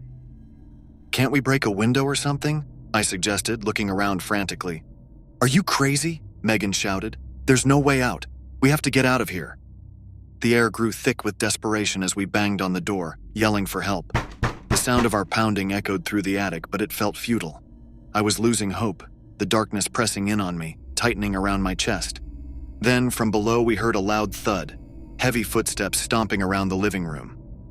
I froze, blood running cold. Whatever was down there was real, and it was getting closer. "What do we do?" Sarah whispered, eyes wide with fear. "We have to hide," Megan said, looking around desperately. She pointed to a large cardboard box near the window. "Get in there." "No way," I protested, panic clawing at my throat. "Megan, there's something down there," I said, my voice trembling. "We can't just wait." But Megan's eyes were filled with a wild determination. "If we can't get out, we have to hide until someone comes to find us." The footsteps grew louder, and I felt my heart racing. I wanted to scream, wanted to run, but fear rooted me to the spot. We climbed into the box, our breaths shallow as we pulled the flap shut, plunging ourselves into darkness. The world outside felt distant, muffled by the cardboard walls. I could hear the thud of my heart, the ragged breaths of my friends. The footsteps grew closer, echoing through the living room. I felt a wave of nausea wash over me as the shadow of a figure loomed just beneath the attic stairs. I held my breath, fingers clenched tightly around the edge of the box. Suddenly, the door to the attic creaked open, and I squinted through the small gap in the box. The figure appeared, tall and imposing, the silhouette outlined by the dim light from the hallway. It was a man, his face hidden in shadow, but I could feel the menace radiating from him. "Hello," he called out, voice low and gravelly. My breath hitched in my throat. He stepped inside and I felt my heart stop. He was wearing a long coat, the hem brushing against the floor, and his hair hung disheveled over his face. He looked wild, unkempt, and utterly terrifying. "Megan," Sarah whispered, voice barely audible. "Shh," Megan hissed, panic overtaking her. The man moved deeper into the attic, searching, rifling through the boxes and belongings. I felt my skin crawl, every instinct screaming at me to escape, to run, but there was nowhere to go. "Where are you?" he called out, voice echoing eerily in the silence. He paused, listening, and my heart raced as I feared he could hear our quickened breaths. He took a step closer to us, and I could see the glint of something in his hand, a knife. "Please don't," I thought, my mind racing with fear. I could feel the heat of Megan beside me, the tension thick in the air. I wanted to scream, wanted to run, but I was frozen in place, trapped in the suffocating darkness. He continued to search the attic, opening boxes and knocking things over, his movements erratic. "You can't hide forever," he taunted, laughter mingling with a sense of danger. I wanted to cry out, wanted to tell him to leave us alone, but fear held my voice hostage. We were stuck in that box, trapped in our own little world, and all we could do was listen as he grew closer. "Megan," I finally whispered, the desperation spilling out. "What do we do?" She shook her head, fear evident in her eyes. "We wait. We have to wait for him to leave." But deep down, I knew we couldn't stay hidden forever. We needed a plan, a way out. I took a deep breath, trying to steady my racing heart. Suddenly, the man stopped in front of the box. "I know you're in there," he said, voice low and menacing. "You can't hide from me." My stomach churned as he knelt down, peering through the small gap in the cardboard. I held my breath, heart pounding as I tried to remain as still as possible. Then, with a sudden movement, he ripped open the box, the cardboard tearing like paper. I gasped, scrambling back, panic overwhelming me as I stared up at him. "Megan!" I screamed, pushing past the others to get away, but there was nowhere to go. The man reached for me, a twisted smile on his face. Suddenly there was a loud crash from below and the man froze, looking back toward the doorway. "Stay here," he commanded, voice sharp. I took the opportunity and bolted, pushing past him, sprinting toward the attic door. "Megan!"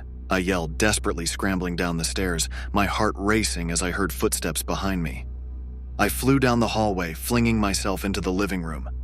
The house was dark, shadows dancing along the walls, but I could see the front door standing ajar.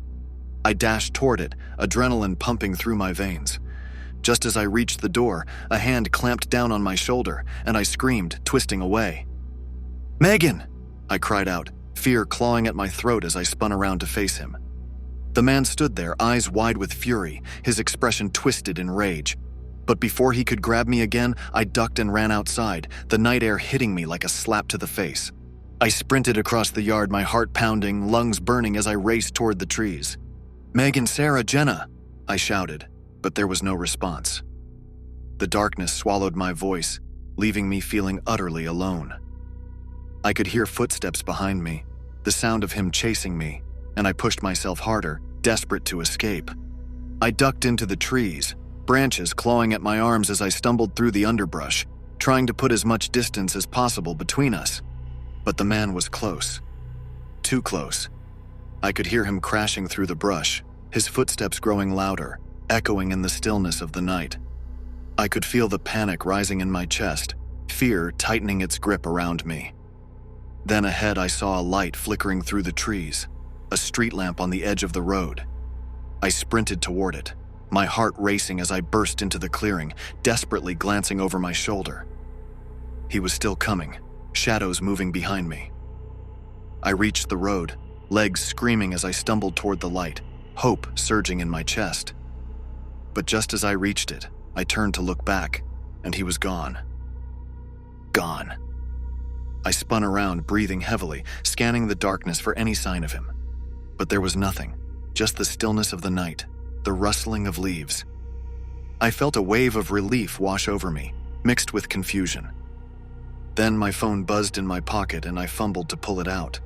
It was a message from Sarah. "We're safe. We called the cops." "Where are you?" I quickly typed back, trying to explain what had happened. "I'm by the streetlight. He chased me. I think I lost him." Just as I hit send, I heard footsteps again, heavy, thudding steps coming from behind me. My heart sank. I turned slowly, dread pooling in my stomach. The man stood at the edge of the clearing, his face half hidden in shadow, a twisted grin spreading across his lips. He was no longer chasing, he was waiting. "Where are your friends?" he taunted, stepping closer. I backed away, fear paralyzing me. "Stay back," I shouted, panic overwhelming me. "Why don't you come back inside? We were just having fun," he said, voice dripping with mockery. Just then I saw headlights in the distance, the glow of police lights flashing through the trees. Relief flooded through me, but I knew I had to hold out until they arrived. I took a step back, heart racing, ready to run again, when suddenly the man lunged at me, arms outstretched. I dodged, adrenaline surging through my veins as I sprinted away from him. I heard sirens in the distance, my heartbeat thundering in my ears as I ran toward the road, desperate to get to safety. But he was fast, closing in on me, and just as I reached the edge of the clearing, he grabbed my arm, yanking me back. "Let go of me!" I screamed, fighting against him. But his grip was like iron. "You're not going anywhere," he snarled, and in that moment, I thought it was over. But then I heard the sirens growing louder and I kicked and clawed at him, desperate to break free. Just as I thought I was going to be pulled back into the darkness, the police lights exploded into view, illuminating the clearing with blinding brightness. "Freeze!" a voice shouted, and I felt the man's grip loosen just enough for me to break away. I stumbled toward the road, throwing myself into the arms of the police officer just as the man turned to flee, but it was too late. The officers tackled him to the ground, wrestling him into cuffs as I gasped for air, shaking. "What happened?" the officer asked, looking at me with concern. I don't know," I stammered, trying to catch my breath. "He was in the house. He was waiting for us." The officers nodded, taking my statement as I watched them lead the man away, the realization washing over me. Megan, Sarah, and Jenna rushed toward me, fear etched on their faces. "We thought you were gone," Sarah cried, wrapping her arms around me tightly. "I thought I lost you guys," I said, voice trembling as I clung to them. "We're all safe now," Megan said, her voice shaking. But even as we stood there, the weight of the night settling around us, I couldn't shake the feeling that something wasn't right. I looked back at the man being led away, a twisted grin still etched on his face, and my stomach churned. What had just happened? I was alive, but I couldn't escape the darkness that lingered in my mind.